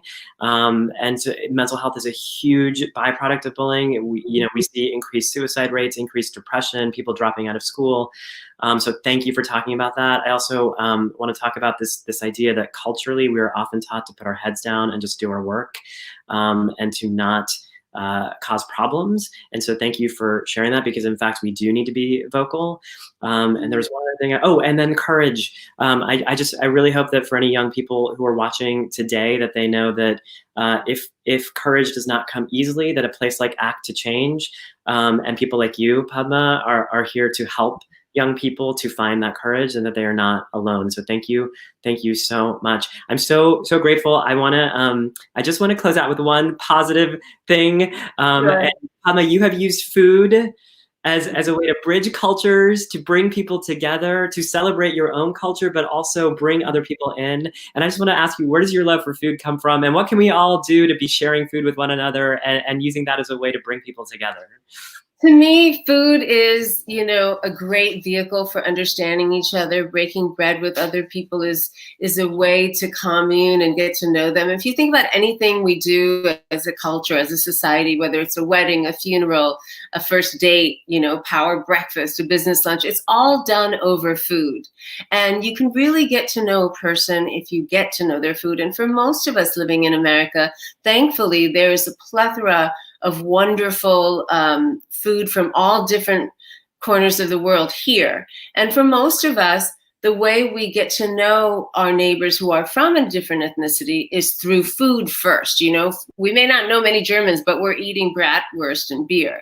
Or, we may not go to school with that many Thai kids, but we certainly know what pad Thai is, or whatever. So I think food is really good for that. It's what I try to do in my new show, which is called Taste the Nation. And it's all about immigrants. And it's sort of my answer to all of the terrible vilification of immigrants and the basic philosophy of immigration. So there's so many bad things that are said, and I wanted to see who actually gets to call themselves American, and what does America look like today? And so we crisscross the country and we go into 10 different immigrant communities, and I think we need to share our stories more. I think food is so important to us, not just for survival, but because it comes with so much emotional memory and nostalgia. And so a lot of people will get most of their ties to culture through the food they eat, whether it's your grandmother's samosa or, your husband's grandmother's rugula, whatever that is. And so I'm really looking forward to everyone seeing the show. It's a labor of love. It's because I believe that the greatest thing about our country is actually our people, and our people are all immigrants. Unless you're Native American, everyone's an immigrant. Thank you so much. Padma, thank you so much for being here today, and thank you for supporting Act to Change. I'm so grateful for everything that you're doing, and also for everything that you're saying for young people. I think the message you had today was one that we all needed to hear, so thank you. Thank you. Have a great day, everybody. And thanks for doing this, Malik. Yeah, thank you. Bye.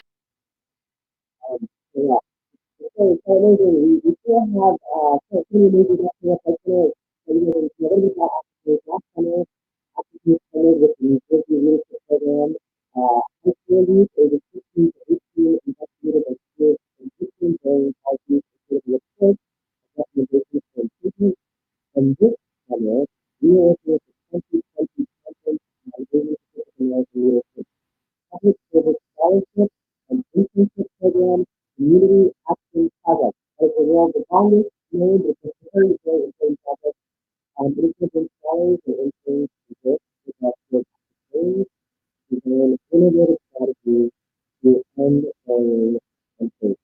Now we become a case, we have received over $60,000 in donations. And in order to continue to reach the evidence, we take these initiatives, and these programs. Every registrant today donated just $7 at acttochange.org/donate. We would hit our goal of $15,000. So $7, do you have it in you? Let us know. And I also, okay, good. I think we're good. All right, we have a few more videos for you, and then we have Philip Wang from Wang Fu Productions and Tan France. So stay tuned. Hey everyone, my name is Michelle Kruzik, and I am honored to be a part of Act to Change's second annual AAPI Day Against Bullying and Hate. Now more than ever, it's important that we stand up for our community and for our youth. I am seeing far too many headlines that are disturbing, and if you are somebody who is the victim of hate or bullying or a COVID-19 related assault, please talk to somebody. You don't have to go through this experience alone. There are advocacy groups out there. Talk to a friend. When I was a kid, I was the victim of racism, and I found myself in far too many fights.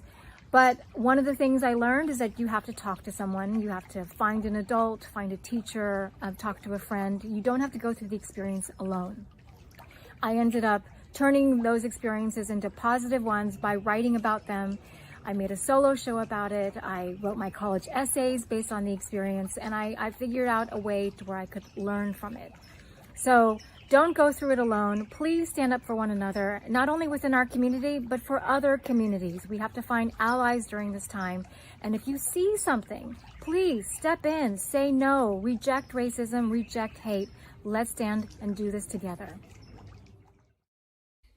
Hey everybody, I'm Danny Pudi, and I'm honored to join Act to Change on this AAPI Day Against Bullying and Hate.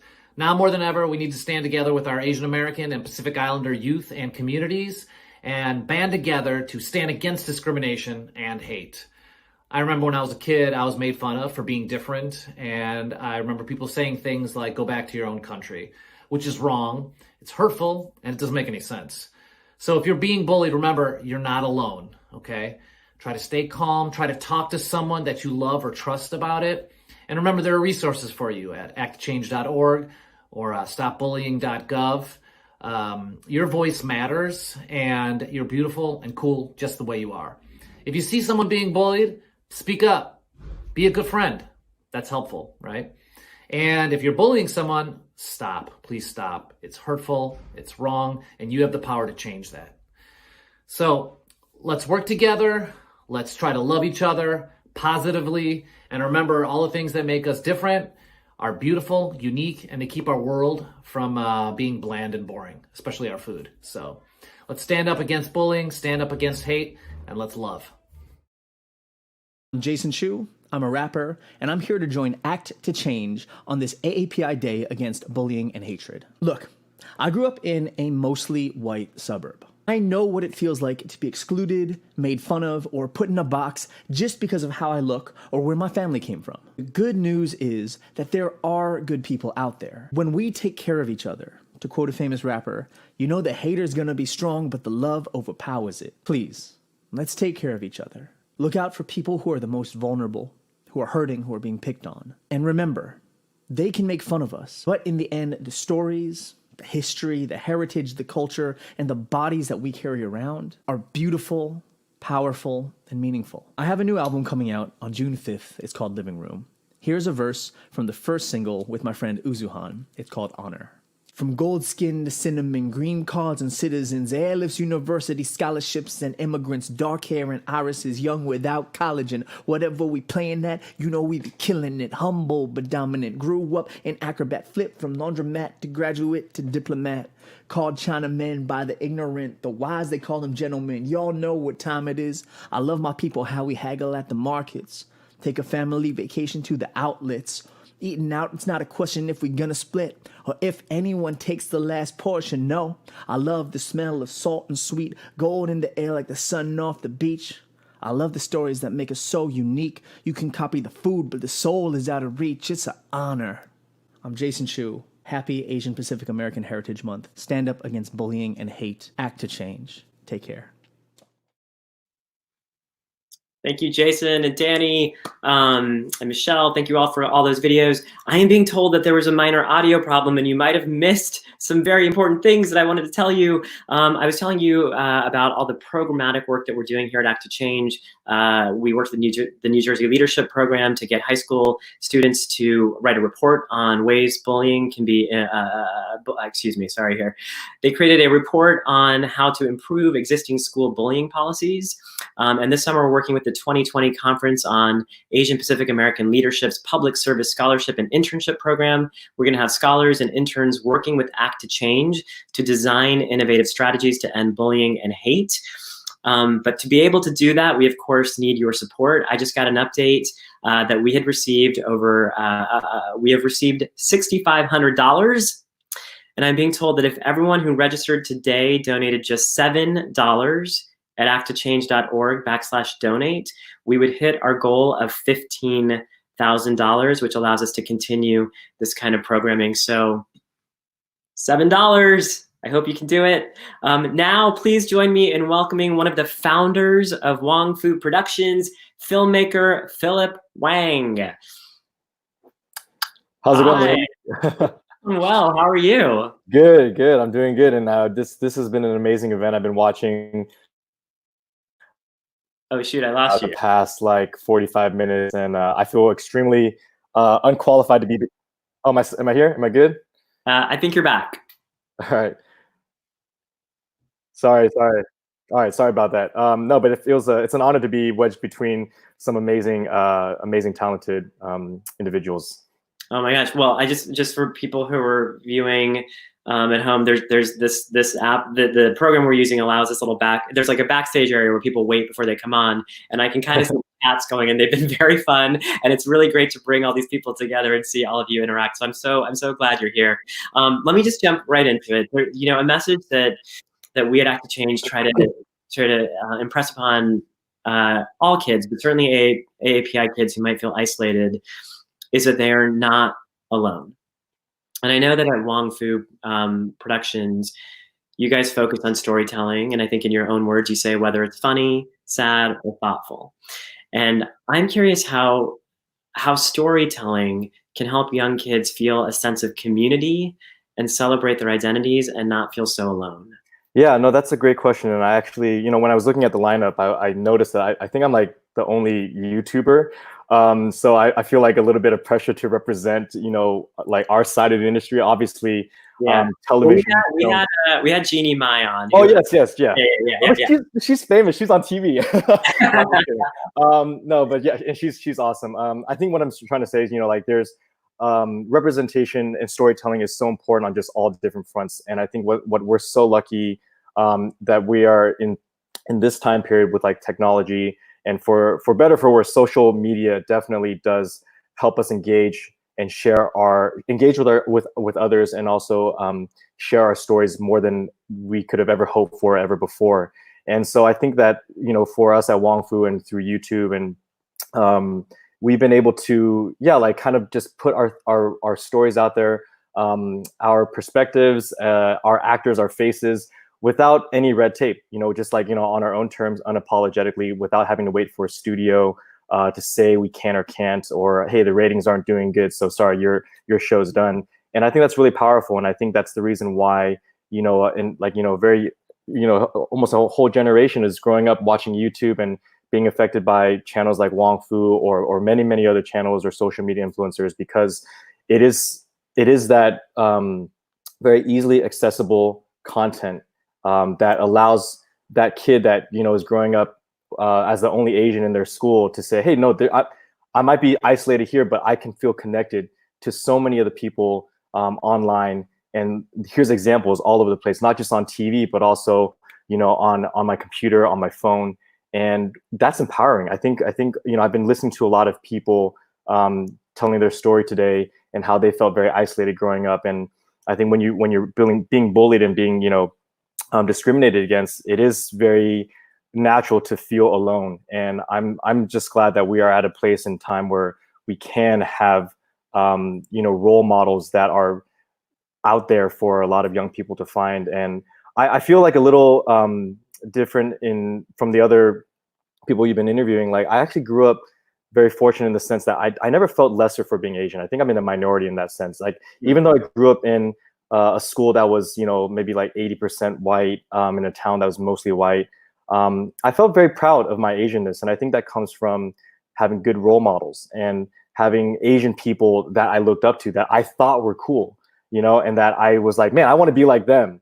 And I sought that out. And I think that that's why storytelling and putting our voices, putting our faces out there is so important, because then we can be those role models for those other kids that are growing up now. I love that you said that, because I think that's such a big thing, that we need to have people that we can look up to and say, I feel okay in the world. Like, I feel that's someone that I feel akin to, and that makes me feel not so different all the time, So that's such an amazing thing. YouTube, by the way, I mean, certainly during this time in our lives, I think everyone's online so much. We're so hungry for content.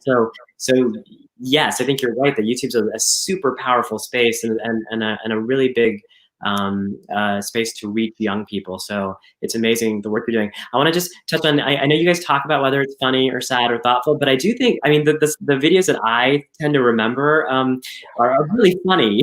And I want to ask you about using comedy as a way to connect people. Yeah, I mean,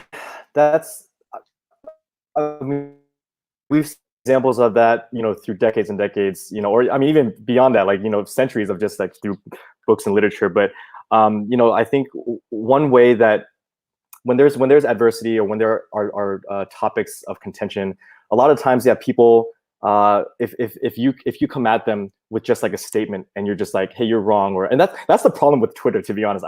Twitter, I think, is great for many things, but I think it's very bad for also a lot of things.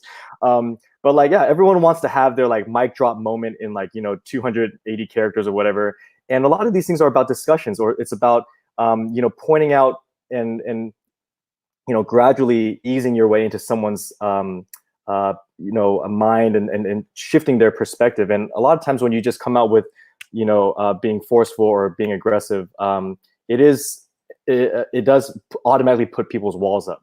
And I'm guilty of that too. Like, I think especially on Twitter, it's very, very easy for you to see something and you just want to be like, what the hell is this? But I think comedy definitely has a way to let people's guards down a little bit. When you can kind of like find the satire in a topic and flip something on its head, it does, I think, people respond to it differently. And I think that's one approach that we sometimes take. Yeah, and I know I'm hearing from so many people that we're living in such an emotionally fraught time, and there's so much uncertainty and so much negativity.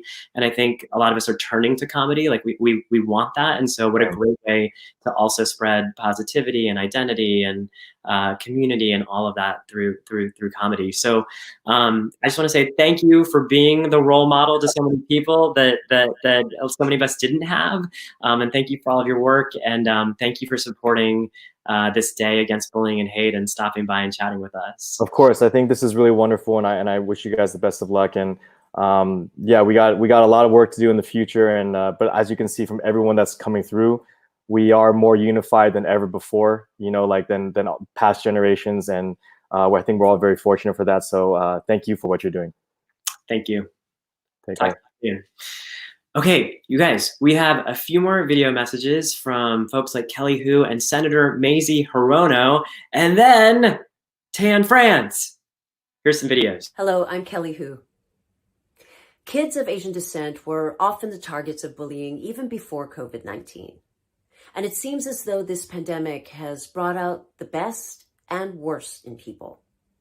Since the coronavirus started in the United States, attacks on both Asian American children and adults have shot up due to people blaming all Asians for the virus. Let's choose to be better than that and stand united. This is a golden opportunity for us to come together as brothers and sisters to support one another to fight the coronavirus and the virus called hate. Join Act to Change on this AAPI Day Against Bullying and Hate And let's choose to come out of this even better human beings than we were before.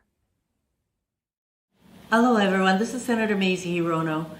I'm proud to stand with you today against bullying and hate in honor of Vincent Chin. 4 decades ago, Vincent Chin was brutally murdered because his murderers thought he was Japanese and the cause of the loss of auto manufacturing jobs. His brutal murder led to all of us coming together to fight against this kind of racial hatred in our country. And as we celebrate AAPI Heritage Month and acknowledge all of the contributions that Asian Americans and Pacific Islanders have made to this country, we also recognize that there is an increase in hate crimes against Asians because of this pandemic. And when leaders all across the country do not speak out against this kind of race-based hatred, there are some people in our country who think it's okay to spit on Asian Americans, to tell us to go back where we came from, or even to physically harm Asian Americans. So once again, we need to be vigilant. We need to recognize that this is happening in our country, to raise our voices, to say this is not okay, to condemn this kind of racial hatred, regardless of who it is directed against. And as a United States Senator, I am certainly lending my voice, along with yours, to say that bullying and hatred has no place in our country. Hi everyone, my name is Sarah Ha, and I'm thrilled to join the Advisory Council for Act to Change. With the rise of bullying and hate crimes across the country amid COVID-19, our work is now more important than ever. As somebody who had been bullied as a child, I know firsthand the impact that bullying can have on the physical, mental, social, and emotional well-being of children that can last into adulthood. It affects everyone, from those who are bullied, those who bully, and those who witness bullying. It'll take all of us to ensure that we co-create the brave and safe spaces where all children feel seen, heard, and affirmed for who they are, and also develop a strong sense of accountability to one another, especially the most vulnerable among us. I hope you'll consider joining me in supporting Act to Change in their efforts to combat bullying and hate, especially amongst our vulnerable Asian American and Pacific Islander students. Thank you so much for those beautiful words, Sarah. I hear our donations are nearing $9,000. If you're able to donate, please visit acttochange.org/donate. I am so excited about this next guest. We have fashion designer, author of the memoir Naturally Tan, and resident fashion expert on Netflix's Queer Eye, Tan France. Hello, dear. How are you? Hi. Oh my gosh, thank you for waiting. We kept you waiting for so long. No, it's fine. I was so inspired by what they were saying. Padma's story was just lovely, and her advice was just lovely. Thank you for. Where are you calling in from? I'm in Salt Lake City, Utah, which is where I live, and it's gorgeous, and the weather's beautiful. Have you been here before? I have been there. My husband's sister, so my sister-in-law, lived in Park City for a while, and then in Camas for a while. Oh, so nice. A few times, yeah. It's beautiful out here. Before I forget to say, you are doing beautifully, Malik. I love what you're doing in general, but this has been wonderful. Thank you. Well, so right back at you, because what I have wanted to say to you for so long is you are the person that I needed to see on TV, but didn't exist on TV when I was growing up. Growing up, I never saw a confident, gay, South Asian man who not only loves himself, but loves himself enough that he's able to help other people love themselves. I mean, I never saw that, and I'm just me either. and now you are that for so many people. But I can't imagine that it's been an easy journey to get to this place. And I'm just curious if you could talk about your own journey to getting here and the impact that you now hope you'll have on young people just by being yourself? So I had never seen this either, and it was something that I so desperately wanted to see, but I didn't think it was going to happen in my lifetime. I still can't believe that I get to be that person for some people, especially for the youth. Honestly, it was the main reason why I didn't want to be in show business. I'm not like a lot of people in show business. I didn't try for this. Didn't have grand plans to be in show business. Just I got a call from somebody who said, "Do you want to be on the show?" And I was like, no, I'm too scared. I don't want to be the first. And so I turned it down so many times. And even after I got the job, I tried to quit because the pressure, as you can imagine, Malik, is just so intense. Nobody wants to be the first at something like this because it does mean that you're the punching bag, you are the target. And for that hate that people so desperately want to throw at people for no reason whatsoever. And so it was really intimidating. But I'm so glad I did it. Those first few months were terrifying because a lot of people were really, really angry, and they definitely didn't want to see a version of us on TV, especially, unfortunately, our people. It was our own people. It was our own, it was the Asian community who definitely didn't seem very happy that there was somebody like me pretending it was okay to choose this lifestyle. And I wasn't pretending it's okay. It is okay. It's great. Wonderful. We exist. We just weren't given an opportunity to be visible before. And so I'm really grateful to be on Queer Eye. I'm grateful that I'm on such a global platform that you can't really, if you have Netflix, you can't really miss us at the Queer Eye Boys. And now I'm on a few shows on Netflix now. Like, you can't miss me. And I kind of love that. When people say, oh, you're all over the place, I'm like, good. I need you to see me and I need you to hear what I've got to say, because we're just like the rest of you. You just didn't realize it, or you wouldn't give us a chance to show you that we're just like the rest of you. And so I hope what it does is that it encourages kids like me from 25 years ago when I was 10, thinking, God, I wish there was somebody that made me feel less alone. I wish there was somebody that felt authentically like I feel and gave me hope. Because when I was a kid, I didn't feel hopeful. I was really blue, and I felt so alone in this world because I'd never seen it before. And that's a shocking thing, that the first time we see it, Malik, is 2 years ago. I've only been on TV for 2 years. 2 years ago, 2018, it took that long for us to be given a chance. Yeah. So many amazing things in what you just said, but you talked about not wanting to be the first. Yeah. And you talked about being afraid to be the first. And I think that so many, I know for myself, and I think for so many kids, part of the way bullying manifests itself is that kids just want to fit in. They don't want to be different. And I think there's so many echoes of that in wanting to be the first. You know, I just want to be like everybody else. I don't want to like rock the boat. I don't want to have to be vocal. But where did you find the courage to actually do it? You said you turned down the show so many times. What was when were you like, okay, you know what, I'm going to do it? It was my husband. So I was asked to do it a couple of times, audition. I said no, thank you. And then I finally decided to take the job. Take the audition, because my husband reminded me, we've been married for 12 and a half years now, or together for 12 and a half years, married for 10.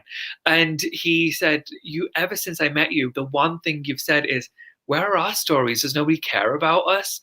And he said, you get to be that. And I know you're scared, but I'm here for you. Your family already knows. They love you. Like, who cares if some random person in a village in Pakistan hates you? Like, is it that big of a concern?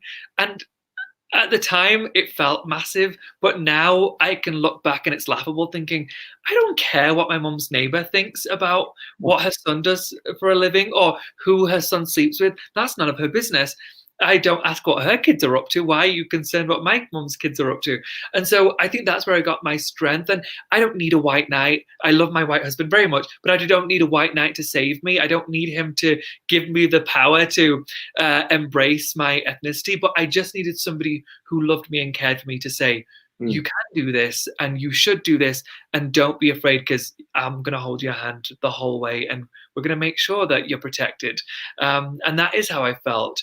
And honestly, when I do focus on my job and I try and tune everything out, I know that there's a reason why I'm doing this. I know I do believe in a religion. I'm Muslim, and I do believe that there are reasons why I'm doing this.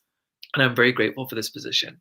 I think it's so important that young people know that there was a fear component for you, because I know for myself, and I imagine many people who watch the show, what we see is 5 very confident men who go in and inspire confidence in other people.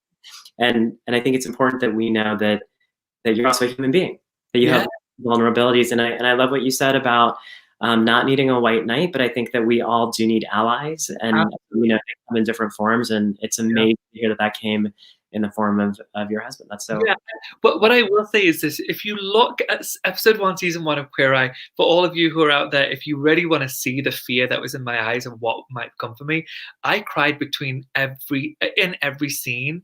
I went to the restroom. I would say, "Look, I need a break. I need to use the restroom," and I would cry my heart. I was so scared, and then I'd go back and shoot. And you can see I've got pretty much red eyes the whole time. And I barely speak in episode 1. I was so afraid, and now I look back thinking, it's going to be fine.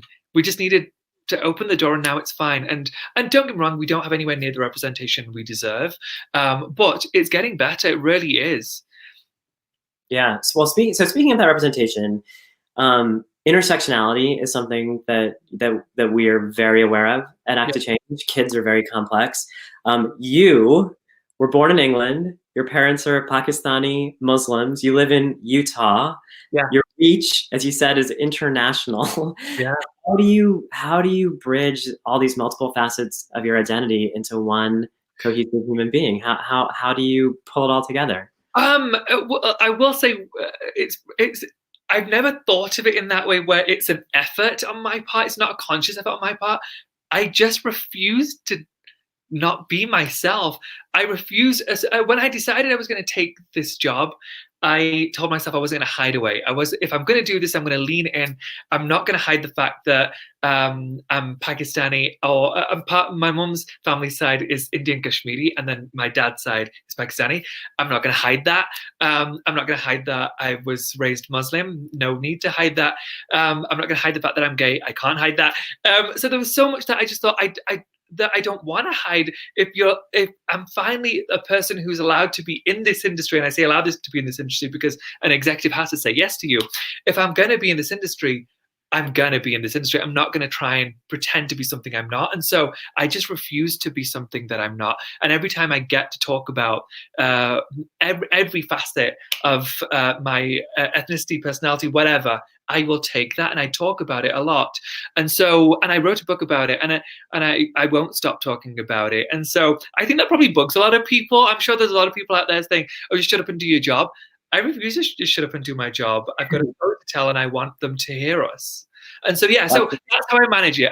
I've always been very bolshy. I've always been very loud, and I've never let somebody silence me. Even as a kid, when I was bullied, and I never thought I was bullied. I actually truly didn't think I was bullied until I was much older, and then.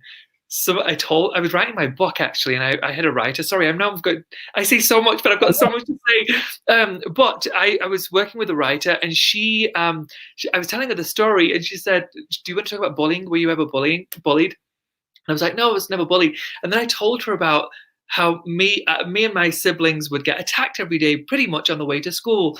And she was like, "You said you were never bullied." I was like, "I wasn't bullied.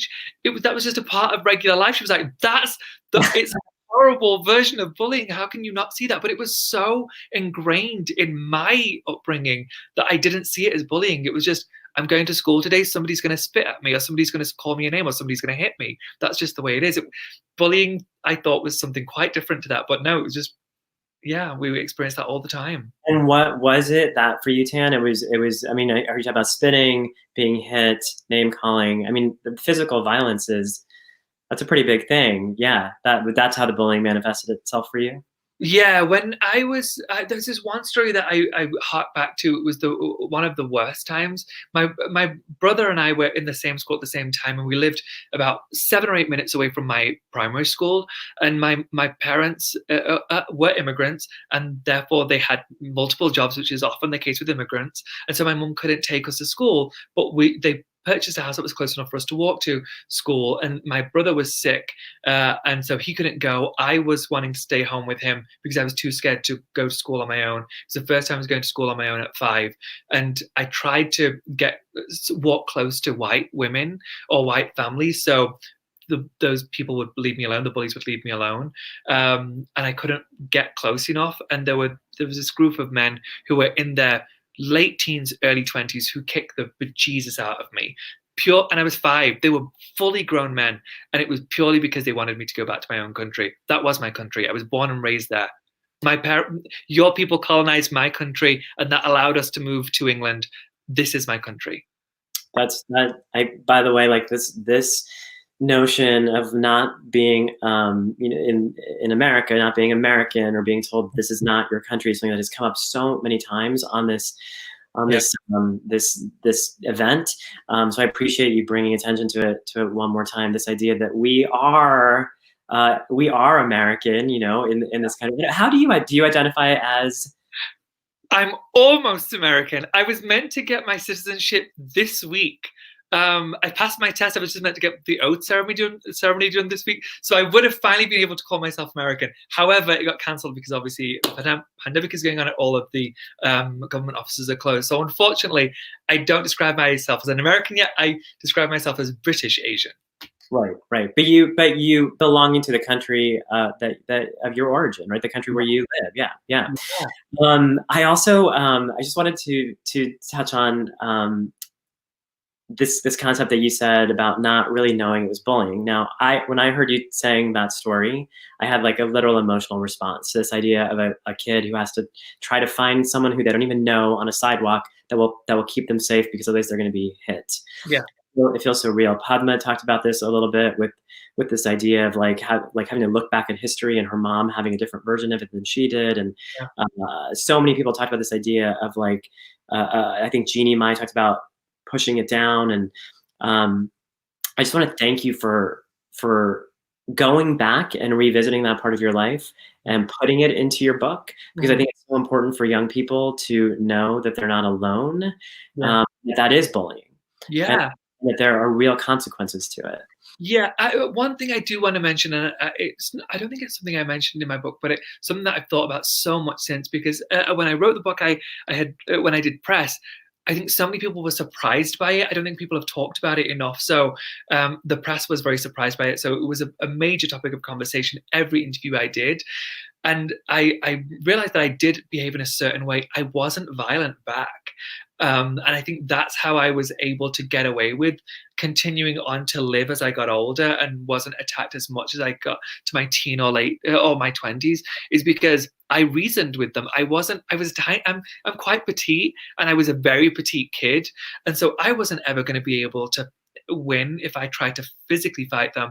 But I was a smart kid, and so I would ask them, why do you think that I don't belong in this country? And I would use the information I had, the knowledge I had, to try and stave off any kind of violence. So as I got older, it wasn't a case of I'm going to be violent with you because you're violent with me. That achieved nothing for me. I tried it when I was very young and it did nothing for me. And so the way I got away with not being beaten in my teen years was by reasoning with those people, those much older men, and saying, how would you feel if this was your sibling? Like, what would you do if this was your son who was being attacked? I'm 9 and you're 30. Like, how would you feel if a 30-year-old man hit your child just because they were white? They had no control over it. And it's amazing what a reaction that caused in the person who was wanting to attack me. And so I would implore people, I'm not saying ever accept the disrespect that they throw your way, but violence won't solve it. And I know sometimes you may think that that's the only option. It's not. That you can use your words also, and that can often get you out of that trouble. Thank you so much. Tan, will you, I feel like I could just talk to you for another hour, but I'm being told I can't. Can you tell us, can you just, like, in your own words, tell us why a day against bullying and hate feels important to you? I wish it wasn't just a day. I know that's all we have. But it's important to highlight the fact that this is an experience that is real for so many people, and we brush it under the carpet or the rug, whatever the term is over here. We brush it under the carpet to think that our stories aren't legitimate, because the focus isn't often on Asians, it's on other communities who are attacked, other people who are bullied. We are attacked too regularly. I think it's important to highlight that every race is under attack in this country, and we need to treat each other with respect, and remember that we need to be kind and to each other, and to all look out for each other. There are many communities that you think they're probably going to be fine. They don't need a light shone on them. They do. Remember them when you see them walking down the street. If you see somebody causing them problems, step in. Remember that they need your help too. Thank you so much for being here. I would love to have you come back and do something else that could change down the line, but unfortunately we have to go now. Thank you for all of your words and your inspiration, and just for being who you are, and for helping us to close out the day. Thank you so much. Wait, one last thing. Donate, people. I know Malik's talked about it so much, but I'm going to just say it again. $7. If you can spare $7, oh my gosh, they're going to meet their goal. So please, please, please, please, please, please, please donate. Thank you. $7. That's all it takes. Thank you, Tan. Thank you so much. Bye, Bren. Guys, this is your last chance to get it in for our goal. Go to acttochange.org/donate. $7 will get us to that $15,000. And if you're not able to donate right now, please know that that web page on our site to donate will always be there, and we can always use your help. Thank you, everybody, for joining us today for the second annual AAPI Day Against Bullying and Hate. As so many of our guests said here today, let's all please come together, not only in our own communities, but across all communities. Let's continue to empower young people, and together we can put an end to bullying and hate. Happy Asian Pacific American Heritage Month, and thank you for joining us for United We Stand.